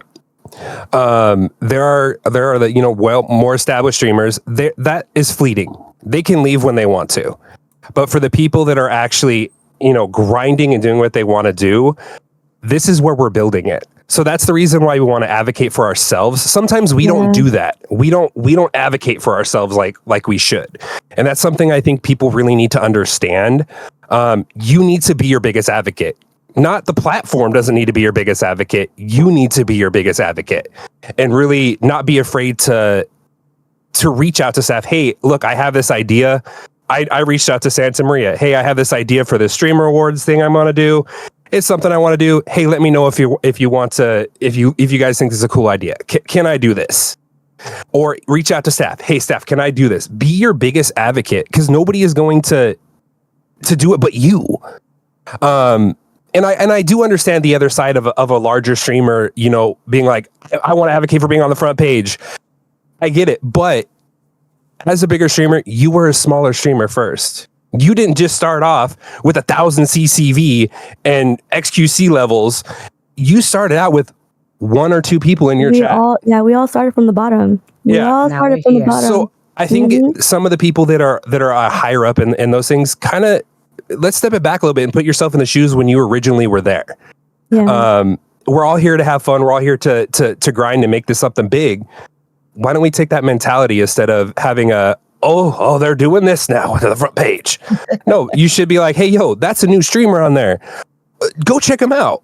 Why not do that's my perspective of it. I could be completely freaking in Lulu land, but that's my perspective of what we should do as a streaming community. Period. I think that's how it should be. Like finding new people, even joining events that they create, engaging with other streamers. Because like you said, you can't put yourself out there unless you try to put yourself out there. We can't bring communities together if you don't want to put the effort in it. You know what I'm saying? Like we can only do so much to help people grow if they don't want to grow within themselves. They just want to be stuck in a bubble and they're comfortable with it. That's fine. But you can't be closed-minded in this industry because then it's not going to work out that way. That's how I feel. So, yeah, I agree. I think it's also just down to culture, right? Kick is so new. It's been 2 years. We have so many perceptions of streaming, whether you just got into Kick and you're very new and you see things are working and you kind of do that. So it's like monkey see, monkey do. There's a lot of people who are doing it the bad way and a lot of people doing the authentic way, right? And so now we're coming down to like a culture issue. You answered my question not too earlier. There's going to be checks and balances, right? The KCIP review. That's really good to hear. So you should have faith in the platform itself and just trust the process as the creator of who you are and what you're producing, and just being consistent. I have had a lot of times on Twitch and Kick where I think about it, I say, wow, woe is me, but I can't be like that because I got to keep pushing and going, right? So it and my time did come up and my community supported me and engaged and there was a lot of victories. And I'm very blessed on that. But I think it comes down to, go ahead. What does it come down to? It comes down to just culture, right? Like it's 2 years new streamers are now coming on the platform, and again, it's a lot of monkey see, monkey do on seeing certain ways to enhance. Dude, you nailed it on the head. And it's why Dan Clancy is very right when he says Twitch has the culture. Yeah. Right? Mm-hmm. Very early on, he was asked about Kick. Very early on, I think he was doing a travel across Spain. I think he was doing a European thing. And he was on with a streamer, and he said that. And that was like the first thing that he said about Kick, and I totally agree with him. 100%. You cannot buy culture, all right? So like when you talk about monkey see, monkey do, it's like you have so many streamers on that platform who have taught other streamers, who have been a roadmap for these folks, right? Now, it's going to take time for Kick to develop its own culture and have its own roadmap and have its own system. And you're seeing growth in that, right? You're seeing a lot of growth in that. I can't tell you how many, and I talked about KCIP phase 1, 2, and 3. The 40% of the people that I'm talking about, and Lauren Shay is one of them, who have this amazing story arc from where they started to where they are now, right? Yeah. Like that, no, serious. Like that stuff is blueprint for other people. And those are positive blueprints, right? And there's many different shades of these blueprints, right? Like, yes, you could be a drama streamer and be very, very successful. That is a blueprint. Yes, you could be a wholesome, cozy streamer, and that is a blueprint. Yes, you could be a first-person shooter. That's a blueprint. You could be just chatting. That's a blueprint, right? But it takes time for the community to coalesce and how we're going to do this. The other thing is that we have a looser TOS. The average streamer is 33 years old, right? We consider ourselves the HBO of streaming as opposed to other platforms that might be the Nickelodeon. It is weird to watch streamers who are 33 years old act like 14-year-olds because they're forced to, right? They're forced to. So when you have a platform like Kick that allows people to act like adults, I mean, some people start looking like jackasses, right? But they start evening out. They start evolving. They start maturing. But that fucking all takes time. That all takes time. Look, we had Sneeko on the other day. Look at that guy's arc. He doesn't even hardly stream on Kick. But look at that guy's arc, the content that he's producing now. Go to his Twitter page now and don't tell me that his content isn't cooking no matter what the topic is, right? Versus to his content like shit, even 6-7 months ago, right? Mm-hmm. Drastically matured, drastically different, drastically focused, but it still has a whole fuck ton of edge.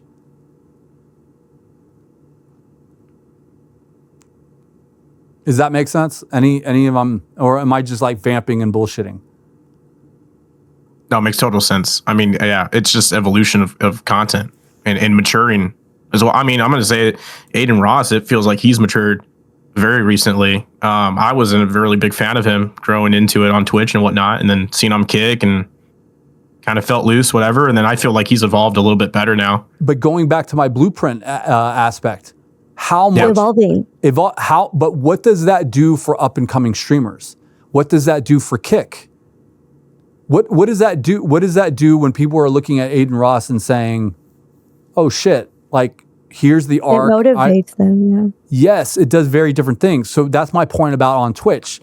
On Twitch, you've had people like Justin Kahn who started it, right? Who became an inspiration to people we don't even know about. You have PewDiePie who came through. You have Ninja who came through. You have Tim the Tapman who came through. You have Dr. Disrespect who came through. You have Soda Poppin' who's still cooking over there. You have Jericho who's over there who is an OG. He's a streamer, right? You have Hassan who created a blueprint. You have all these people who helped establish Twitch.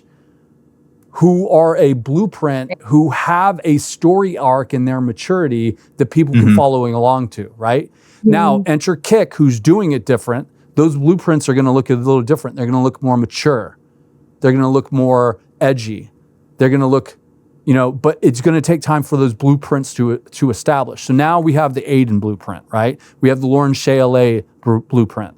Good Vibes Greg has created his own blueprint, right? As you evolve and as you can, BB Jess has created a blueprint, right? Thong DeLong has created a blueprint. Lucci has created, like I bring Lucci up a lot right now. Like Lucci ain't even cooking on KCIP right now. He still streams on Kick, but his focus is on YouTube and YouTube Shorts right now, right? Before that, it was on TikTok.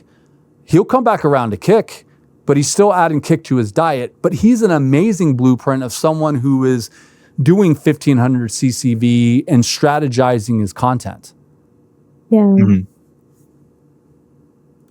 I have a question.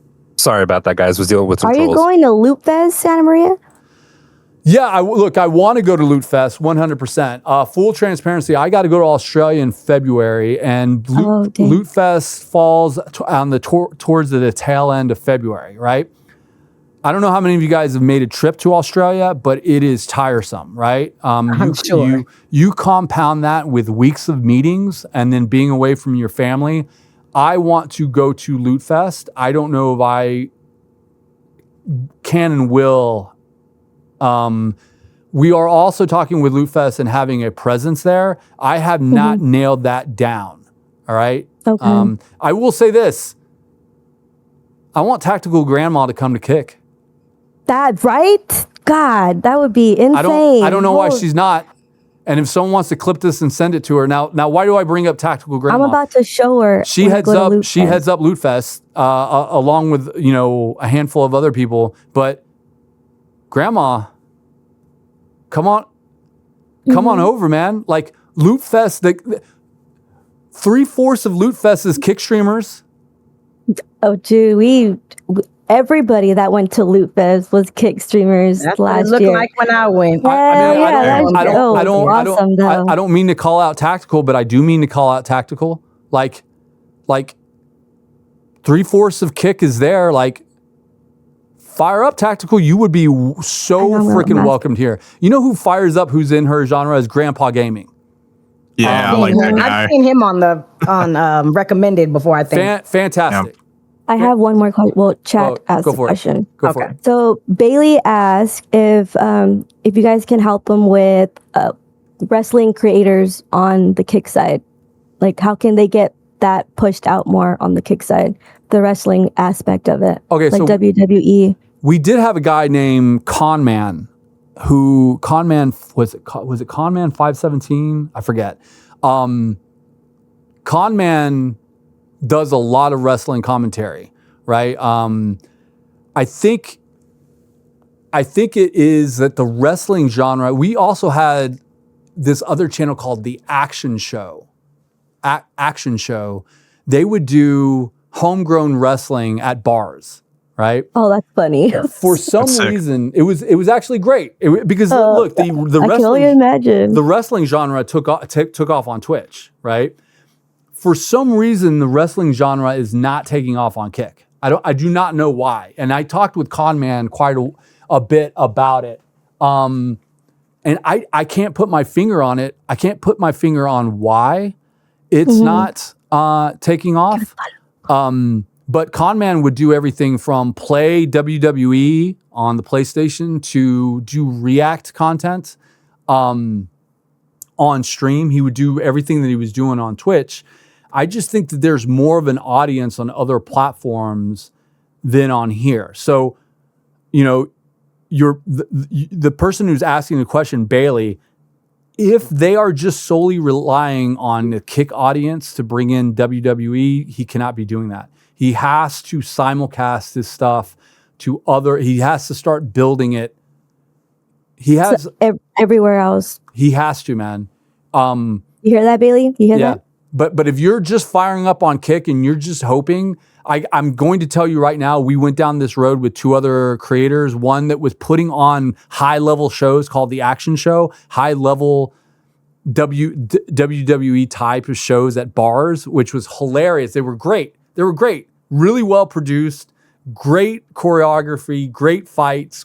They had bands. They had chat up on this giant 20-foot wall. They had kick out in the middle of the ring. It just wasn't catching. Con Man does WWE content at a very, very high level, and I will just say that I don't think that audience is here yet. It doesn't mean that they're not It coming. won't be. It doesn't mean that it won't be. Not yet. It's just going to. You just can't fire up on Kick and hope that the WWE audience is going to be here. Yeah, and I want to add to that real quick too, Santa, because I think that some of that message might be getting lost in translation with some of the people in chat. Because some of the message that I think people are receiving is you need to go somewhere else. You should be on a different platform, more so pushing away from Kick. But for example, I was a Yu-Gi-Oh! Master Duel person when I started on Twitch, tried to bring that over to Kick. There's not a lot of people here playing Yu-Gi-Oh! Y'all. And it's been almost 2 years. It's just not It's a dead there. game. For some people, but it's my heart, right? Just like Bailey loves WWE or whatever the case may be.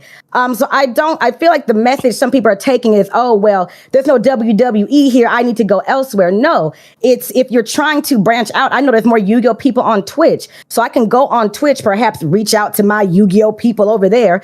If they want to come over to Kick and do some tournaments or do some cross-platform tournaments or whatever the case may be, you just might, for the time being, as this is still a clearly developing platform. It's only been around for 2 years versus platforms that have been around for 16, almost 20 years. Some of these things, you might not have large communities in those areas. So nobody's saying, oh, there's nothing here, go to Twitch.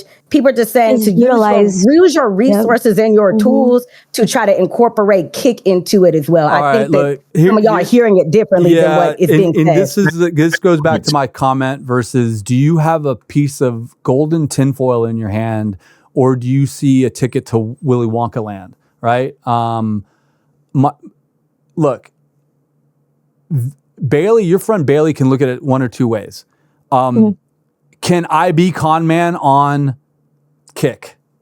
I'm going to be the next con man on Kick doing WWE content, right? Or you can go back over to another platform and live in that shadow. You ain't taking over con man. You're not taking over con man, right? Or you can be the con man on Kick and build that really, really fast. That's what I'm saying, right? What I'm saying is like,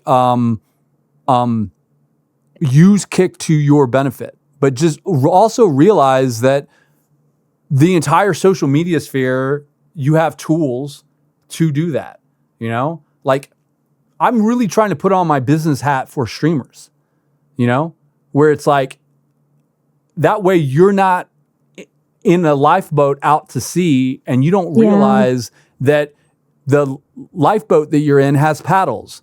Hell, it might even have an engine on it, you know? But if you sit there in your lifeboat and you start screaming up to the sky, save me, you ain't getting anywhere, right? Right? You might be sitting on a yacht and you don't even fucking know it. What I'm saying is that if you're on Kick, you're sitting on a yacht. You just have to start like firing up stuff, right? Trying stuff. So to your Bailey friend, like, yeah, I'm not saying leave and go back to another platform. Yeah. What I'm saying is that you can pioneer this shit, right? Just like chess has been pioneered here. Like Gia Makaru was the only chess player here for a while, right? And he took a massive leap coming over here. But he has arguably pioneered our chess division to the point where we did a chess activation, you know, at DreamHack Stockholm, right? So, yeah, look, I'm not saying anyone leave. What I'm saying is like use all the utilize tools, it. Yeah. use all the tools that you have and realize that Kick is going to give you the best splits for your time. I did have a question that kind of piggybacks off of what we're talking about. Is there anything that is currently in place? For instance, I'm a big nerd. I love D&D, and we like to do, you know, like group D&D nights. Is there an opportunity to reach out to staff or a form we could possibly fill out to add different categories like a D&D, like live D&D, or like, you know, like a different NBA mode or different things like that? Because games are always evolving. There's always going to be new games coming out.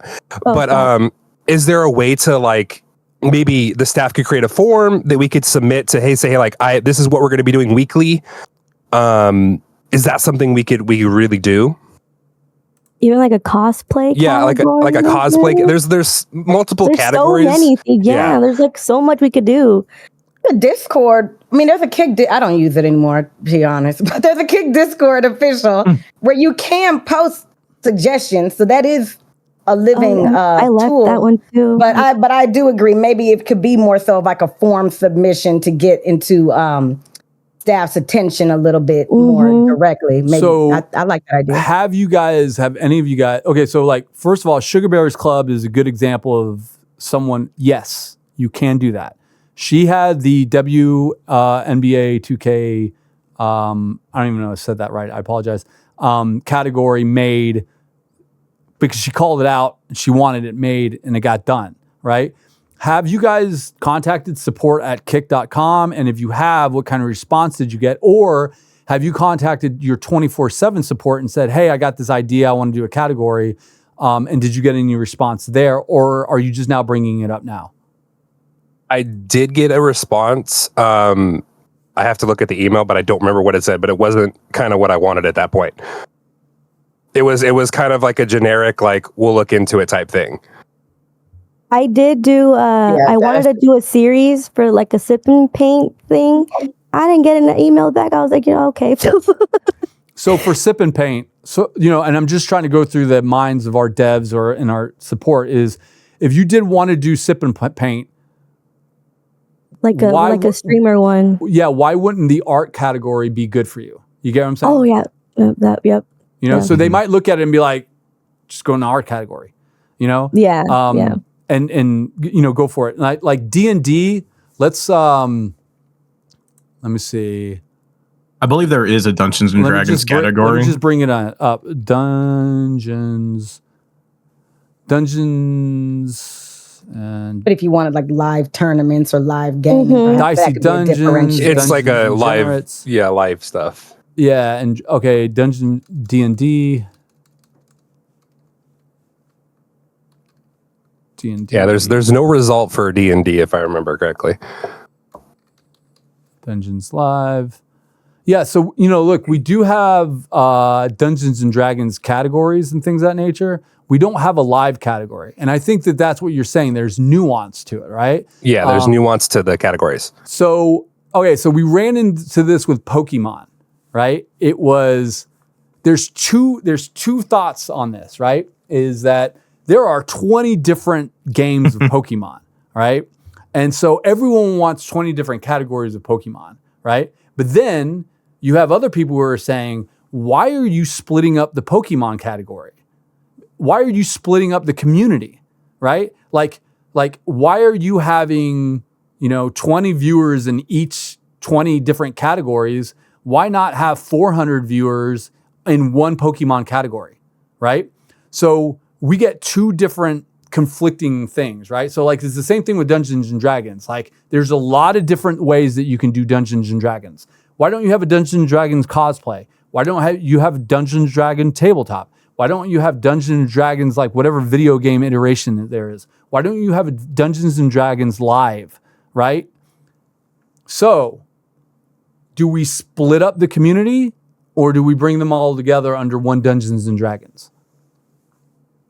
I kind of had a question that fits into this as well, because talking about categories, because obviously I'm a horror streamer, and I've spoken before about a horror category, but I feel kind of the same with horror. There are literally thousands of horror games out there when you take into consideration indie horror games and things, and I don't know if an umbrella horror category would work, but is there a plan to have tags?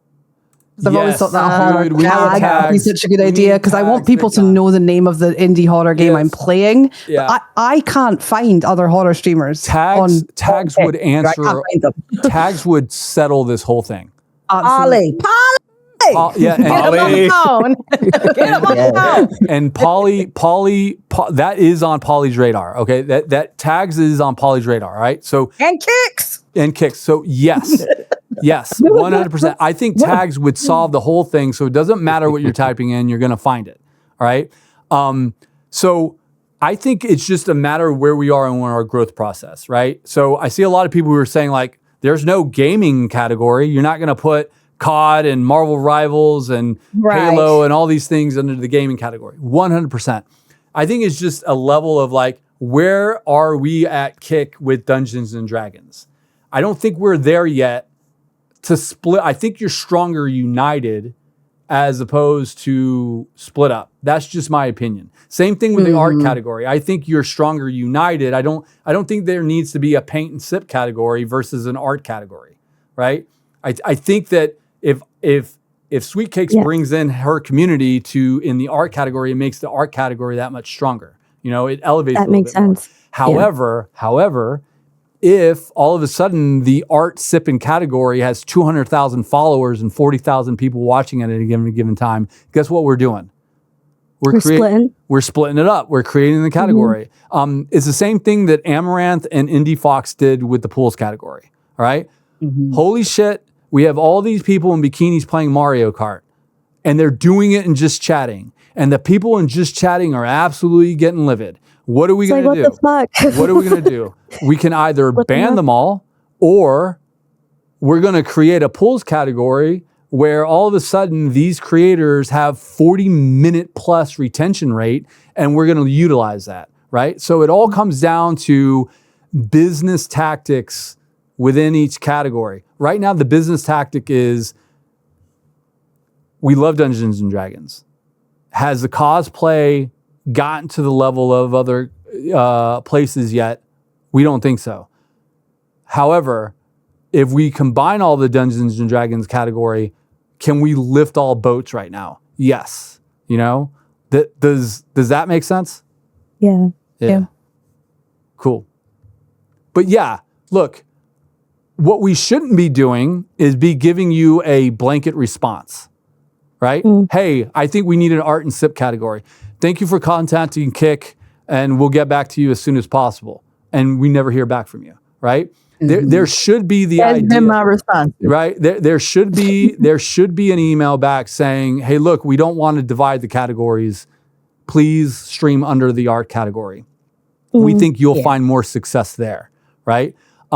Sugar Bears, like, how long did it take you to get that category up and going, or was it pretty instant?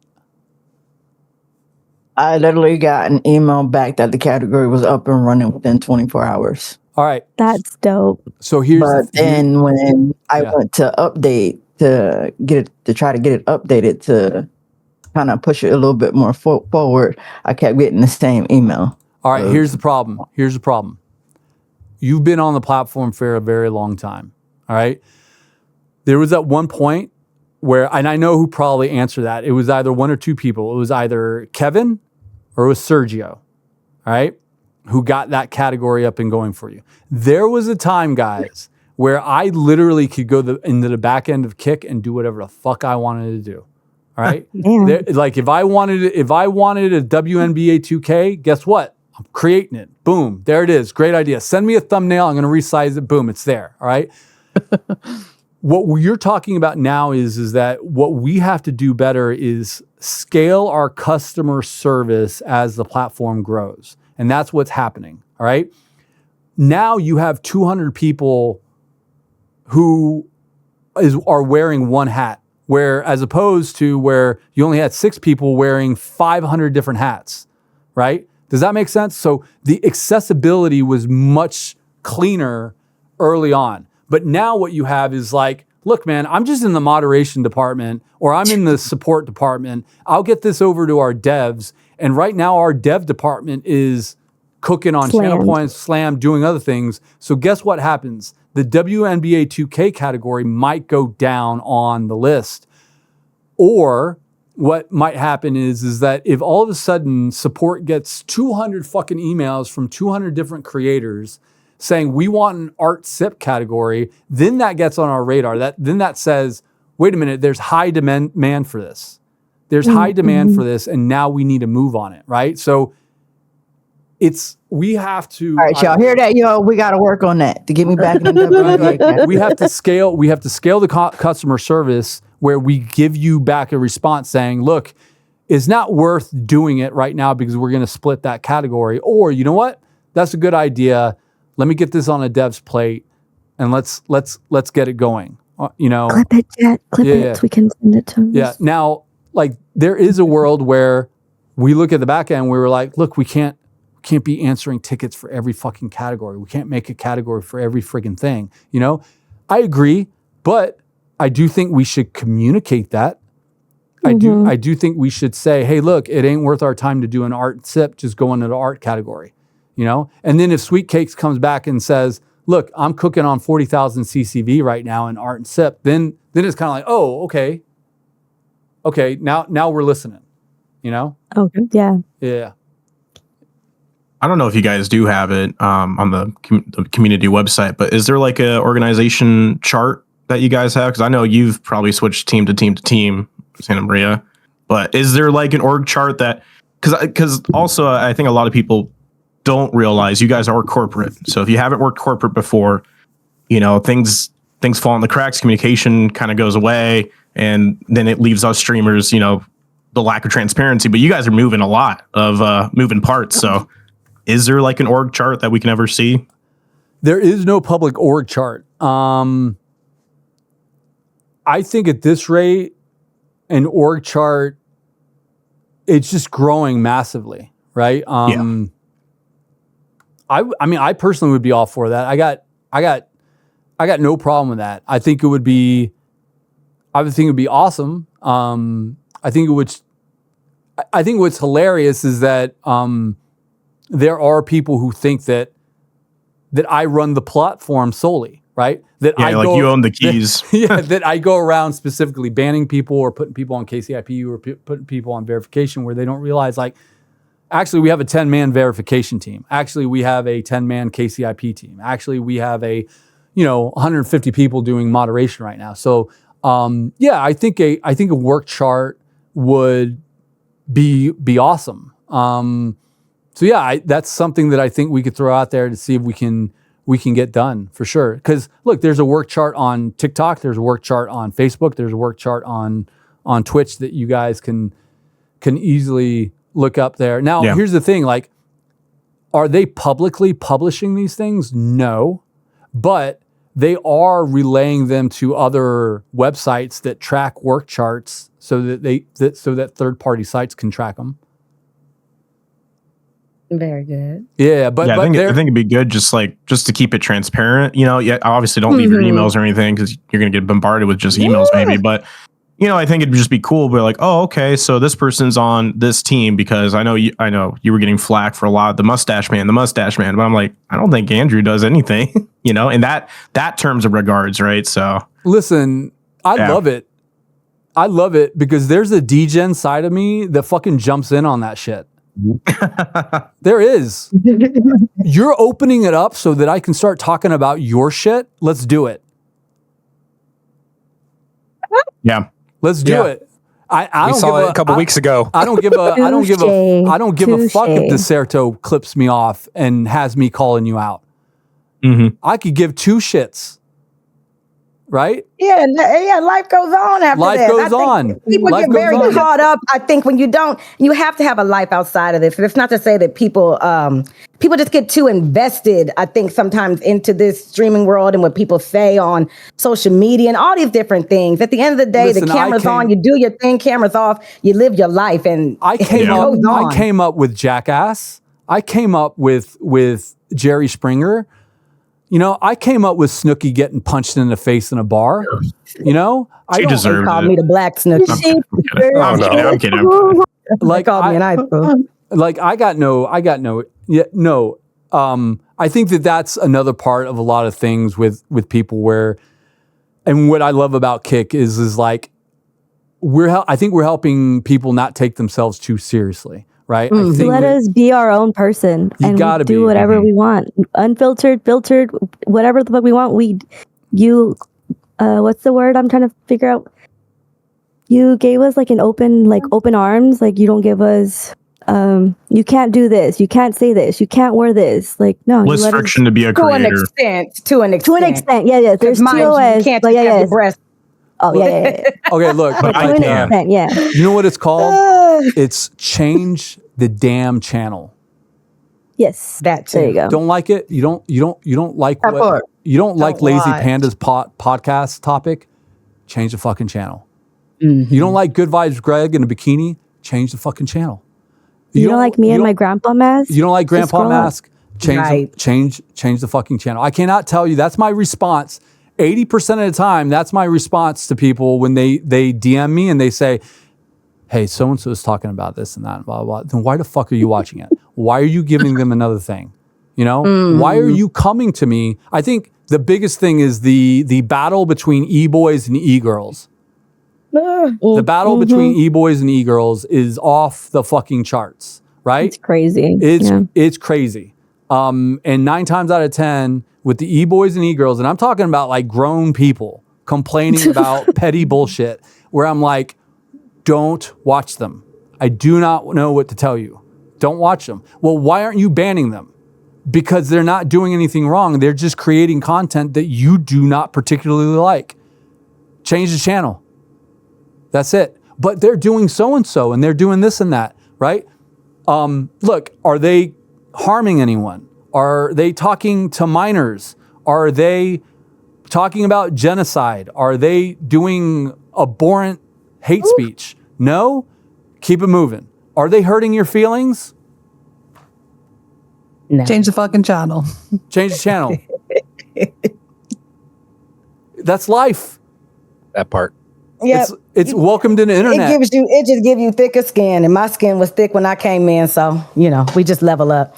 I do want to circle back real quick to a couple of affiliate related things, just because we have affiliates here, which is awesome, and I hope that this will continue on in the future, being able to have that voice and perspective. So I did want to interject with Cosmo06. Shout out to him. He's newer to Kick, and he's an affiliate on here. I think he was at the latest DreamHack Atlanta as well.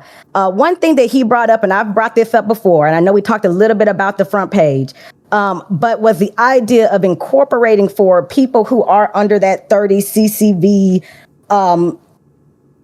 concurrent view, whatever the case may be, at that level right now, having something, we talked about maybe having clips on the front page and different categories coming. If there could be a section for them that is either right, possibly below that featured section, because I know we incorporate all people in the featured section in general that are all different kinds of sizes, but having something specifically for them, and not just like, oh, this person has under 30 CCV, let's just throw them up there. They're not, they're doing something different and unique, but there's somebody in one of those smaller kind of audience levels at this time, which 30 people is still a lot, but they're developing more so. So that was a question from one of the affiliates. Could there be something like that possibly incorporated in the front page? Okay. Affiliate only? Actually, that's a great idea. It's a great idea. We should have a category of under 30 CCV, 10 CCV, whatever. And I think that's where a lot of the nuances is. It's hilarious, like how we're talking these things through as not to offend people, where we're like, Right. 30 CCV is still a lot, because I don't want to offend the 5 CCV people.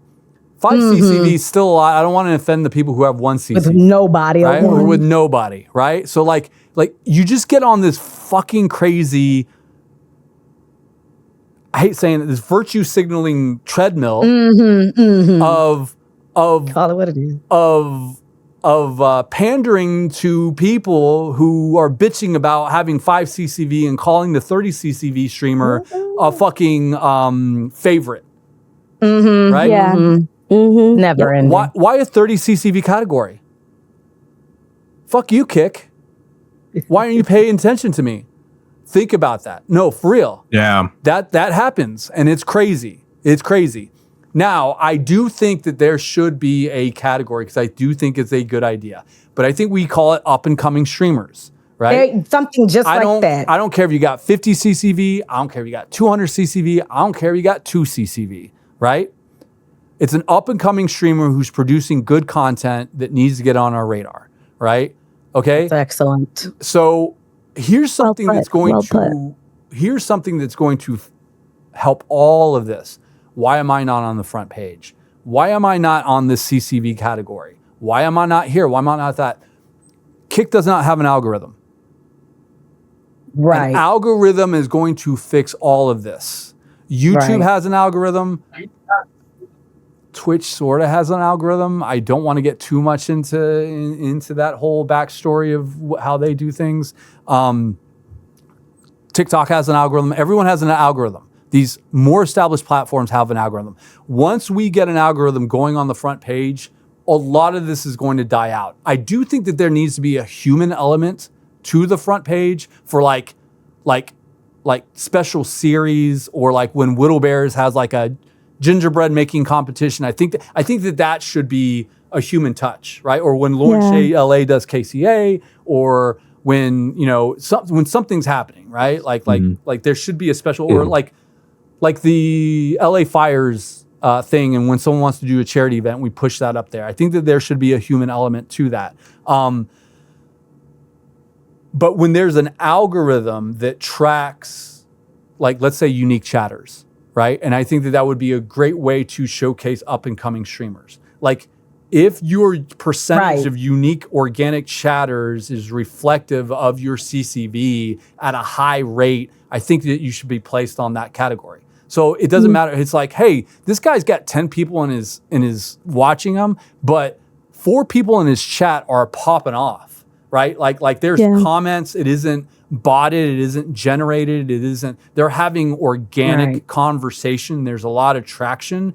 Like there is this clip that just went out of this guy doing 20 CCV, and it's getting a lot of good traction. Let's pop them up there, right? There are algorithms that exist that track high level organic traffic in comparison to the amount of people that are watching them. And I think that should trigger discoverability placement. And I think that will solve a lot. I think algorithms are going to solve so much. In the interim of an algorithm, if we were to do a up and coming streamer category, then it would be up to our 30 people who are on our feature team. Our feature team, the front page gets rotated via our social media team, via our partners team, and via our feature team. And that comprises about 30 to 50 people who at any given time will pop in and say, this person's doing something interesting, or look at what this person is doing, or check out this person. We're all over Kick watching it at all times, right?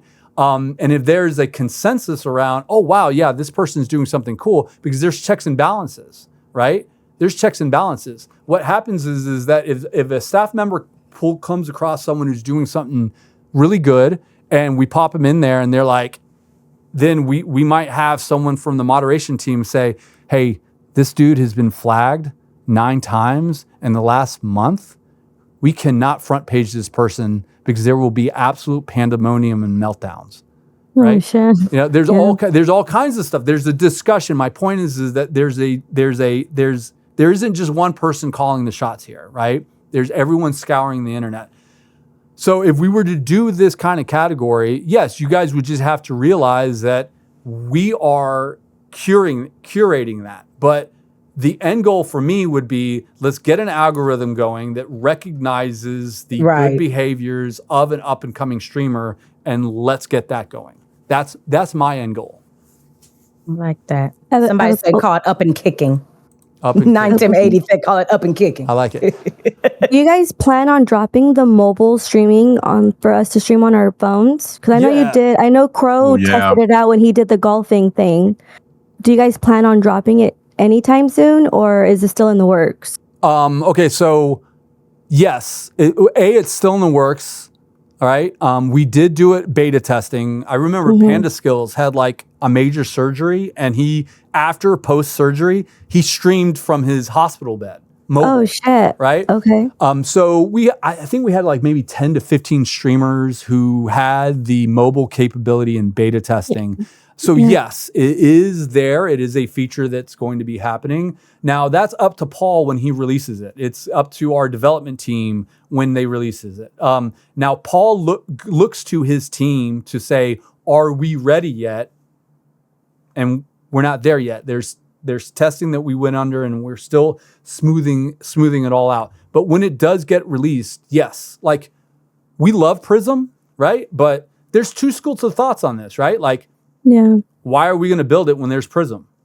Why are we going to build it when it's, well, we should build it because of ease of use, right? Right. We should One do stop it. shop. We should. Yeah, you can just go live. I'm going to the store and use the Exactly. phone. But here are all the things that people don't look at is like, just fucking get it out, right?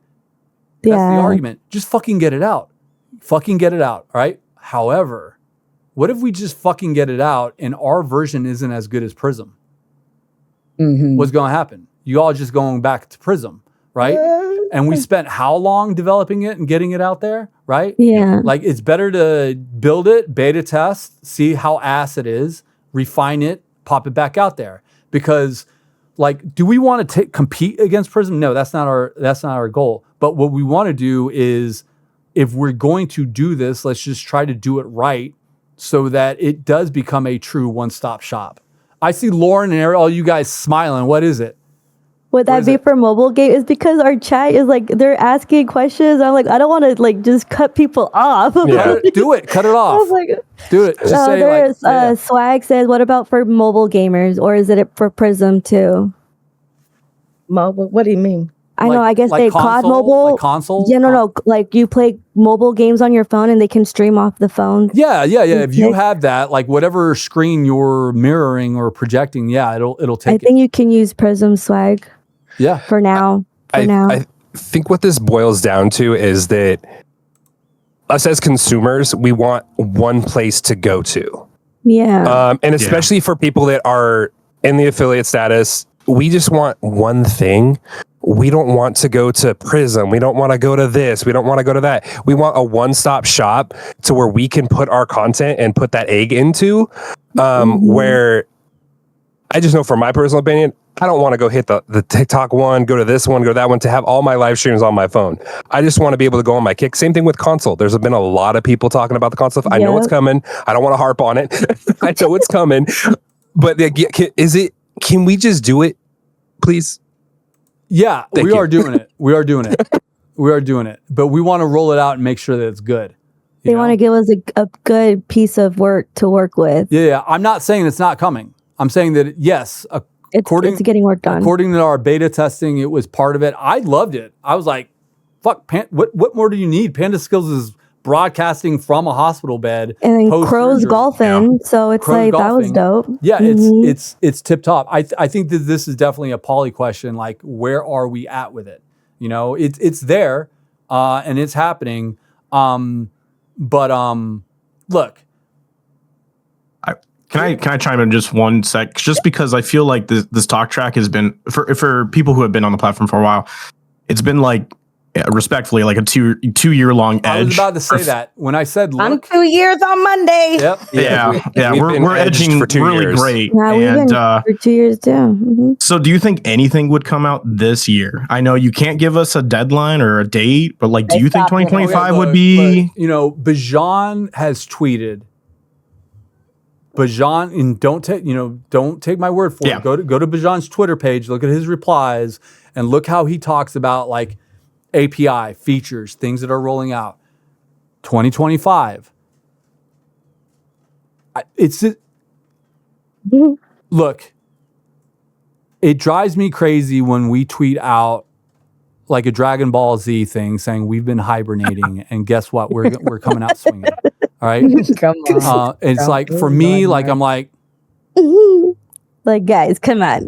like, let's but I see it. It's happening, and I'm in Slack. I'm the guy that is like, get it the fuck out. Why are we sitting and looking at it?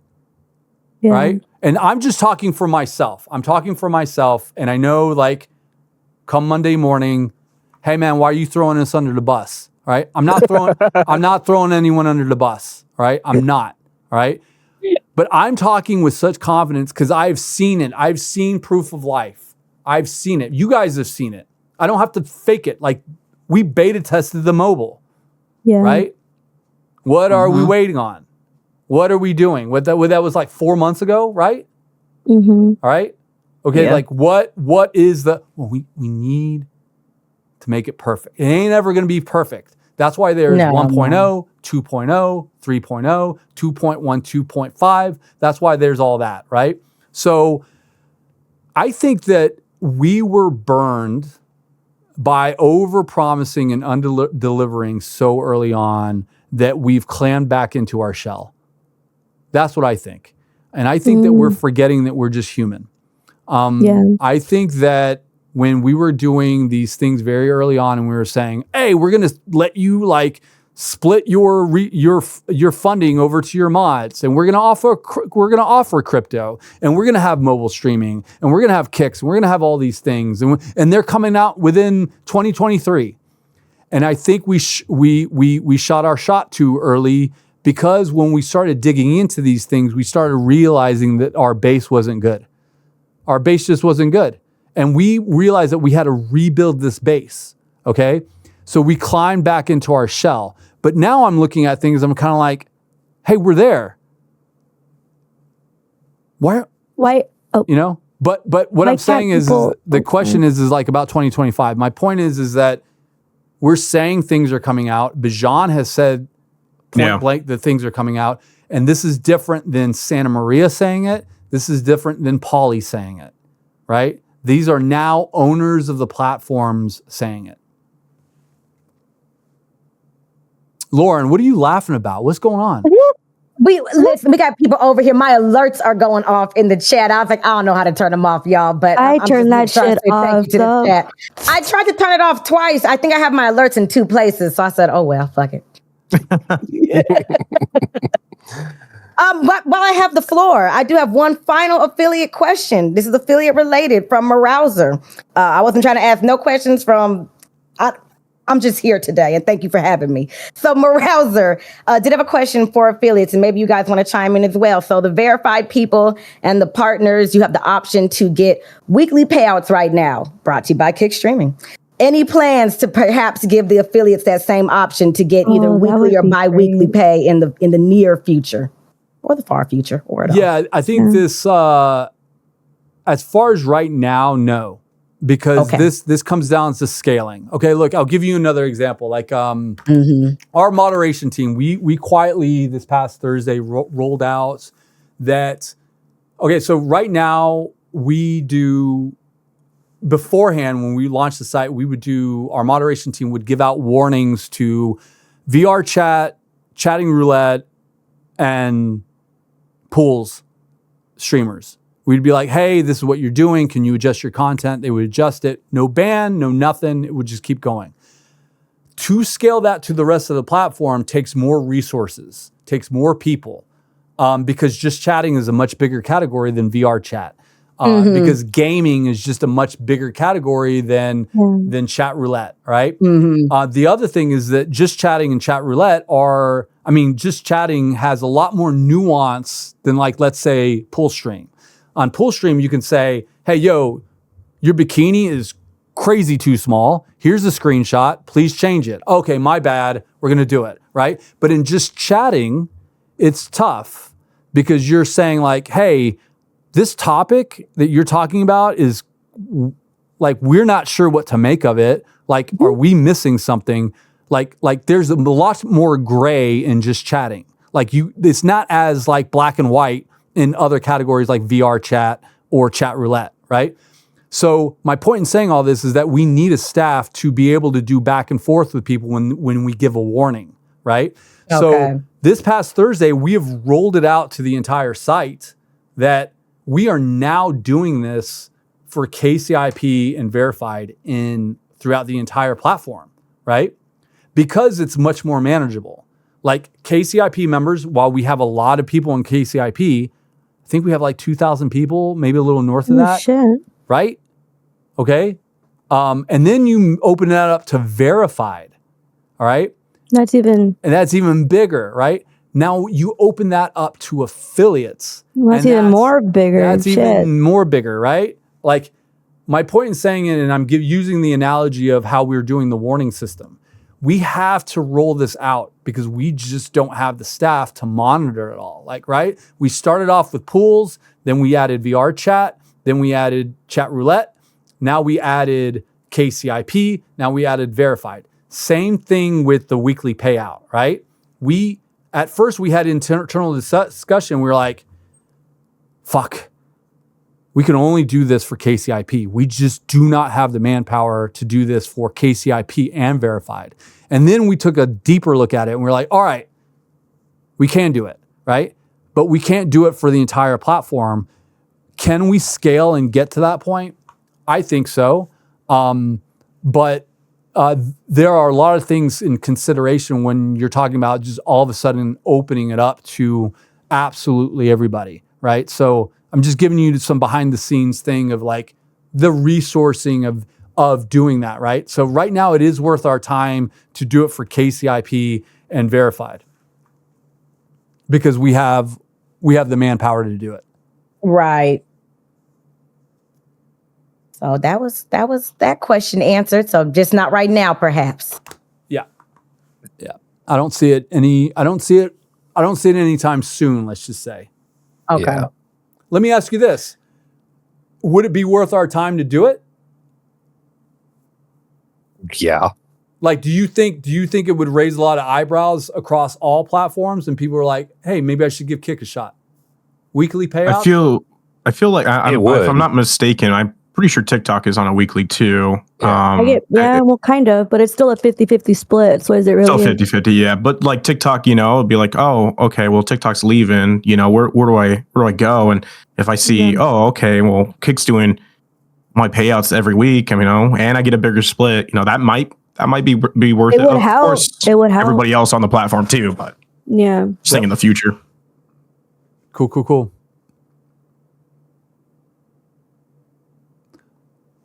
What else you guys got? You guys are laughing your asses off. No, it's because Bobo, we had like a little thing, and I guess Kick came in his stream and gave him a warning. So he's like, it would have been nice if they said to me, "Hey, stop shaking your tits so much," or put some pants on, or just not give him a warning. But I mean, at least you didn't ban him. You know what I'm saying? Okay, look, so can you imagine if Kick staff That's why I'm laughing. Can you imagine if Kick staff came in and typed, "Hey Bobo, can you stop shaking your tits so much?" All right?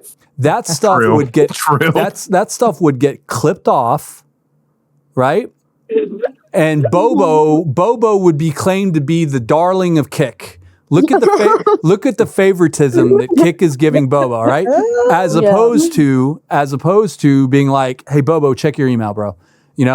And then in a nice professional email, we say, we noticed that X, Y, and Z is happening. Here's the screenshot of X, Y, and Z. As opposed to us banning you right now, do you mind in going and changing your whatever? And there's a conversation there, all right? So it could be worse. It could go worse. No. Let me tell you what happened. Okay, let me ask you guys.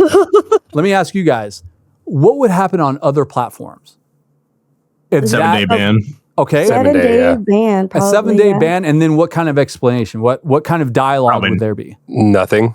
Probably just the TOS of one sliver of line and no other communication. Yep. So it could be worse, Bobo. It could be worse. But so this gets back to my point. This gets back to my point of Kick wants to treat people like adults. Because the average streamer is 33 years old. Because a guy like Bobo can be reasoned with. A guy like Bobo would look at it and be like, I'm an adult. I'm a reasonable person. Thank you for communicating with me. Thank you for giving me the warning. Let's I'll do it. I'll adapt. Right? Yeah. And so that's the kind of relationship that we've developed with our pool streamers, our VR chat streamers, and our chat roulette streamers. As soon as they see the message in chat now it doesn't even get to email, right? Now it just is like, hey, Kickstaff, hey, can you please check your email? They're like, oh, I know what I did. Yeah. I know what I did. Which is great. I mean, not just getting banned right off the rip with no explanation. Just here's the TOS number you just did, and that's it. I mean, here's the other flip side is that it also helps us realize like maybe we're taking ourselves a little too seriously, right? like if we start giving warnings, I'll give you an example. It's kind of like there was a guy named iDunkle that had SpongeBob SquarePants playing on a TV in his room, right? Not even like watching it, not even reacting to it. It just had SpongeBob playing in his room, right? Like he was in the just chatting category, but since we didn't have this system in play, it was, hey, please, you're getting a DMCA strike. Please take this down. Well, he didn't see it. He didn't take it down. So we pulled the plug, right? Okay. We pulled the plug. Now, we probably took it too far, right? Like there's got to be some nuance to it, because I got to believe that if we contacted iDunkle and we said, hey, you got to remove this SpongeBob off your thing, he would have been like, oh, my bad. I got you, right? But then on the flip side, the other thing is like, come on, man, it's on his television screen. He's not even reacting to it. It's not even like it's just there for background. It's not even like did Nickelodeon or Paramount actually contact us about iDunkle right now? Right. Is Paramount and Nickelodeon like busting down the kick doors to make sure that their SpongeBob property is protected from iDunkle? Is that happening right now? Because if it's not happening right now, maybe we should just ease the fuck up, right? Yeah. Okay. So like that's the nuance. I'm not throwing shade on our moderation team. I'm saying like that's the kind of conversation that can happen, as opposed to just like pulling the plug and not communicating. Yeah. You know? I just wanted to say thank you, Santa Maria. I got to get to work. I apologize for having to bail out a little early. I love the conversations. Love every affiliate here. Just remember, keep grinding, guys. That's all I wanted to say at my end there. Just keep doing you. We're at 3 hours. Have a good one. Yeah, I looked at the time and said, I got 15 minutes. I was like, I'm so glad you got to come, Fuzz, and just speak your piece and give us your wisdom. Thank you for being here. And I did want to say, there'll be Lauren will put out the tweet, but there'll be another award show coming. Yes, there will. Just wait. Will we get awards for the next time around? That'd be cool. I'm in talks with somebody now, so just keep that in mind. Well, ideally we will try to keep it up incorporate. Yeah, that'd be cool. Right. And ideally, hopefully, Kick as a platform when they're ready to, because a lot of people, you want to. It's what's the word? You want to shoot the messenger and all that. You don't like me. I'm not your favorite. I'm making it whatever the case may be. Whenever the platform is ready and wants to do it, they can take this cup from me, like Jesus say, and pass it on to themselves if they want to do that. And they can do the nominations, and they can do the website, and they can do all that kind of stuff. And your girl and maybe other people can just host and present, so y'all can just bitch and complain to the platform directly if you have an issue. But for now, we will take the genuine feedback. Some of y'all just want to bitch, and y'all know who you are. Some of you guys actually come with genuine feedback, which helped us to improve to put this on for a whole community last year, and to then try to do this again for this year. But at the same time, we only can go at the pace of what this community is doing without the platform as a whole also engaging in it. So for now, it is community led. It is something that we're all working together to do. And until then, here we are. And a lot of people want it in person as well. So maybe we can be talking to DreamHack at some point about doing an in-person collaboration for the show at some point. But these things take time. And this is it's a growing platform, but it's also still a very new platform. So just give grace and space and get up out my face. God bless you all. Damn. That part. And just like that, she dropped the mic on us. Yes. She said back to she said back to Miley. Yeah. Breezy, beautiful. Say the press.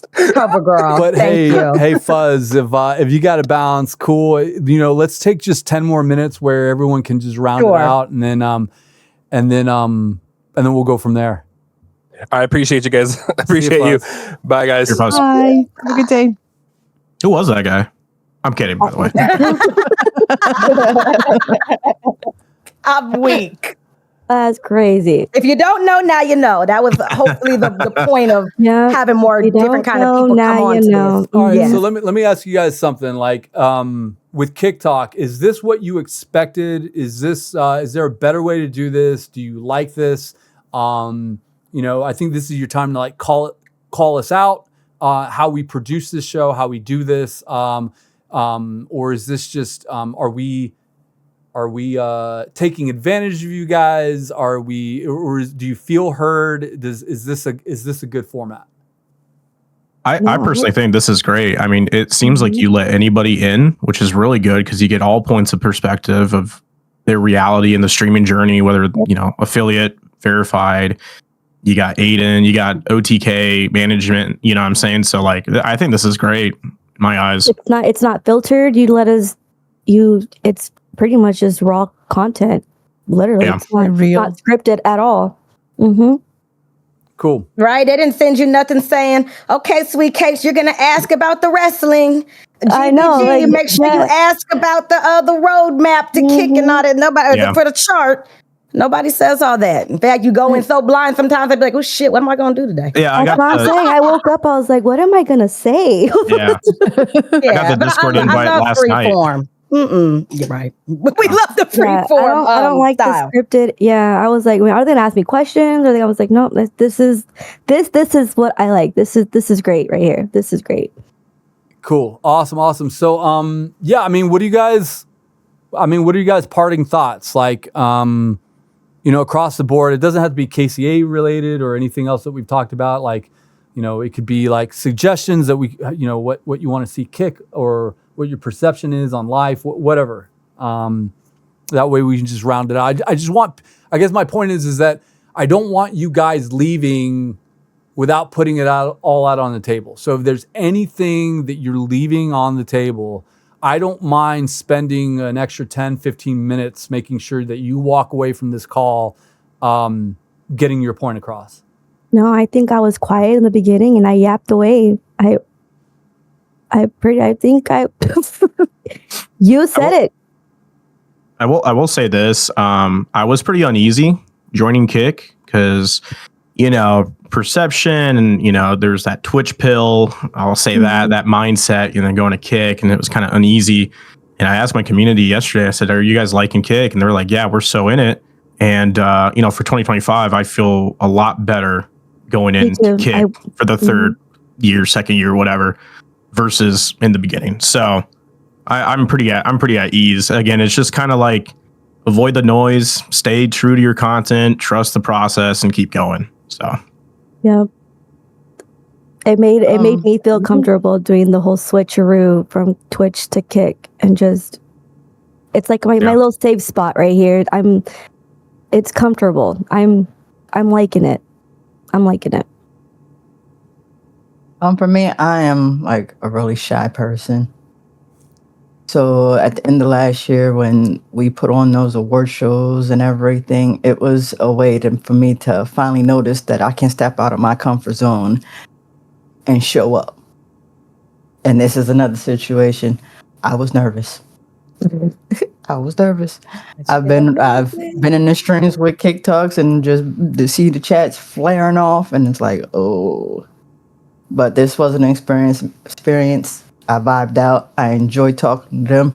I got to talk to them at the KCAs in Discord. We vibed out. So to see them again, beautiful experience. Listen, that's why I went to you in the intros first. I'm the type of person that will just I'll throw my kid into the deep end and see what happens. And you did great. And even meeting you at DreamHack, you came right up to me. We talked. I got a picture with you. So yeah, all I can say is that from seeing you at DreamHack to here, like you where you're supposed to be, and you keep rising to the occasion. So just keep doing it. Appreciate that.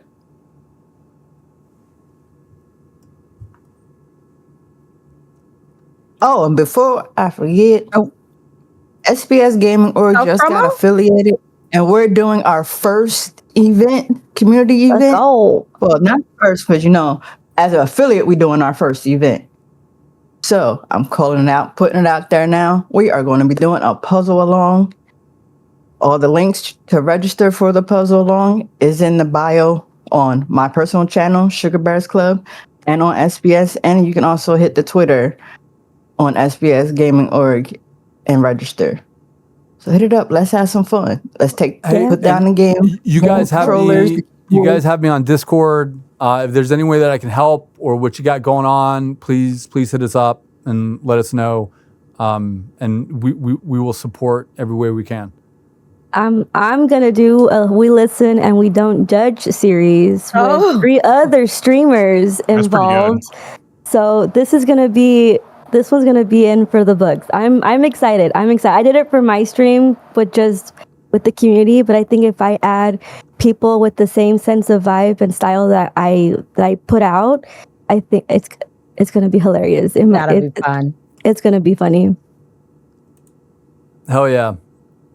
Anyone else leaving it out there?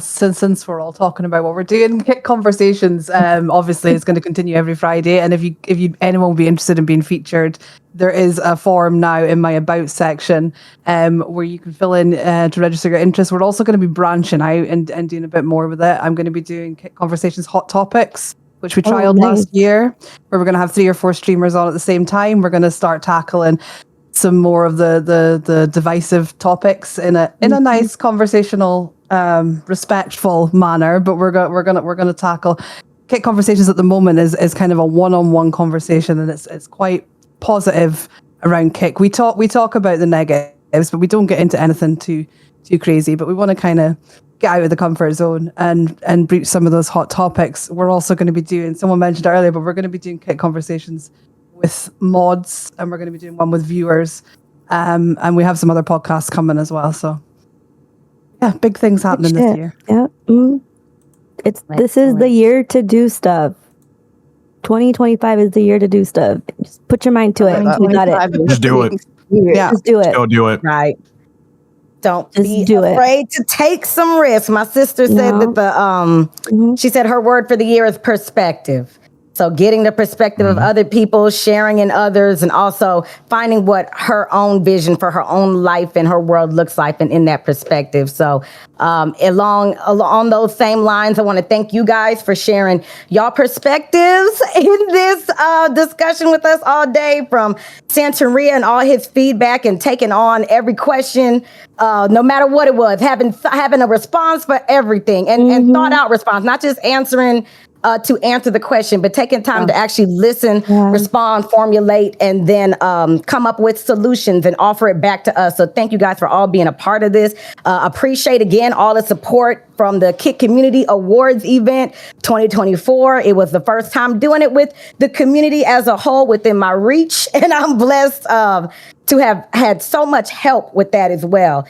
From the people who presented to the people who clipped and did the award design, and I mean, it was in the morning. I'm like, I was just about to say, it was a long night, especially for my European brothers and sisters. I was up till 6, 7 a.m. in the morning, and I looked up. I'm like, oh my God, it's 2:00. How are we still here? But I know why. I'm a just chatter. Y'all couldn't vote for me, but y'all know the fun part. I missed my nomination. Fun part. Yes. Yeah. Y'all caught the fun part. Yes. And we had a lot of feedback, a lot of help, and a lot of behind the scenes. So again, thank you to Sugar and Fuzz for being those behind the scenes voices. Shout out to the people who received an award this year, who did not get even nominated or got nominated or supported other people, whatever the case may be. Shout out to us as a community for trying to put something together to highlight achievements and celebrate one another versus tearing each other down. I pray one of the things we take away from these kind of conversations is that we will do more talking to each other versus about each other. There's so much more you can solve when you actually speak to a person versus just what's the saying? You make an ass out of, when you assume shit, you make an ass out of you and me. So just talk to people. That's from the Three Stooges, I think. Just talk to people and try to solve within your own spaces and places. We're all grown. I know we don't always act like it, but let's try. Couple other things. Got to remind the people out there, I am LAURENSHAYLA, LA, from South Central LA. Today was a good day, but it's also not such a good day for some people out here. I'm on the East Coast now, but my West Coast people are struggling. My aunt, for example, has lost her home in Palisades. I have people that are in the community right now that don't have a home. They're displaced. They're without food. They lost all their pictures, and the air quality is terrible. My mother has asthma. I mean, there's so much going really on right bad right now now in in LA. California. Listen, I'm over here thinking, I'm like, I'm in a snowstorm for the first time. I'm like, oh my God, it's cold and it's this. No, Yeah. the And we have city is people burning. burning. Yes. So we do have an initiative right now on my page through Tiltify for direct relief, which offers medical aid, offering food supplies, housing resources. So if you're interested, I'm going to be fundraising all week with a goal of $1,000, trying to, of course, do my part to always give back like we always do. And last but most certainly not least, I do want to just thank the Kick community as a whole for bringing people together and for bringing myself together with my man. Because for some people that don't know, I'm always going to shout out Omni Jojo, who I did meet through Kick streaming, and I am engaged to, and I am 20 weeks pregnant with our son. So this is a legit Kick baby, y'all. I don't think I'd be having my son without this platform and this community. So I'm thankful for that. I'm thankful for the people here, and I'm thankful to God always for positioning me for greater and all of us here. So thank you for having me. Yeah, we want to give a big shout out to you as well, Yeah. Lauren. Everything Shout out you Vermont. did in those community awards. You did an absolutely incredible job, and I know you had help, and the community are incredible, but it wouldn't have happened without you. And you are the queen of the Kit community, and we love you. And thank you so much for bringing it together. We really appreciate you. Thank you. Really We're gonna keep it rolling. Yeah, one thing I will, say, thank you all for coming on. Thanks for being honest. So for anyone out there who's watching this and think that Lauren Shay just woke up one day and just did this, like it's not the case. She has a long history with Kick. She's been put through the ringer. I can't even tell you. Her face, she's like, fuck, I've been. I can't even tell you how much she's been put through the ringer. But the thing is that so have a lot of you guys out there, right? So I want to point that out. Like, this shit ain't easy. It's intense. But at the same time, man, when it's clicking, it's fun. And there's a lot of positive things that you can do with this, right? My point is that if you're sitting out there, you need to see yourselves in Lazy Panda. You need to see yourselves in Good Vibes Greg. You need to see yourself in LAURENSHAYLA. You need to see yourself in Sugar, Ayo, and Sweet Cakes. You need to see yourself in Aiden. You need to see yourself in Sneeko. You need to see yourself in all these story arcs that you see that are happening on Kick, because life is evolving. And I think that is where live streaming got it wrong, is that other platforms didn't allow life to just evolve. That a TOS became a time capsule.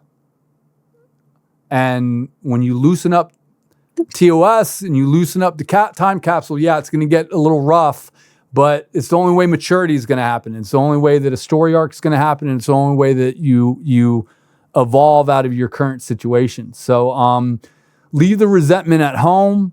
Quit pocket watching.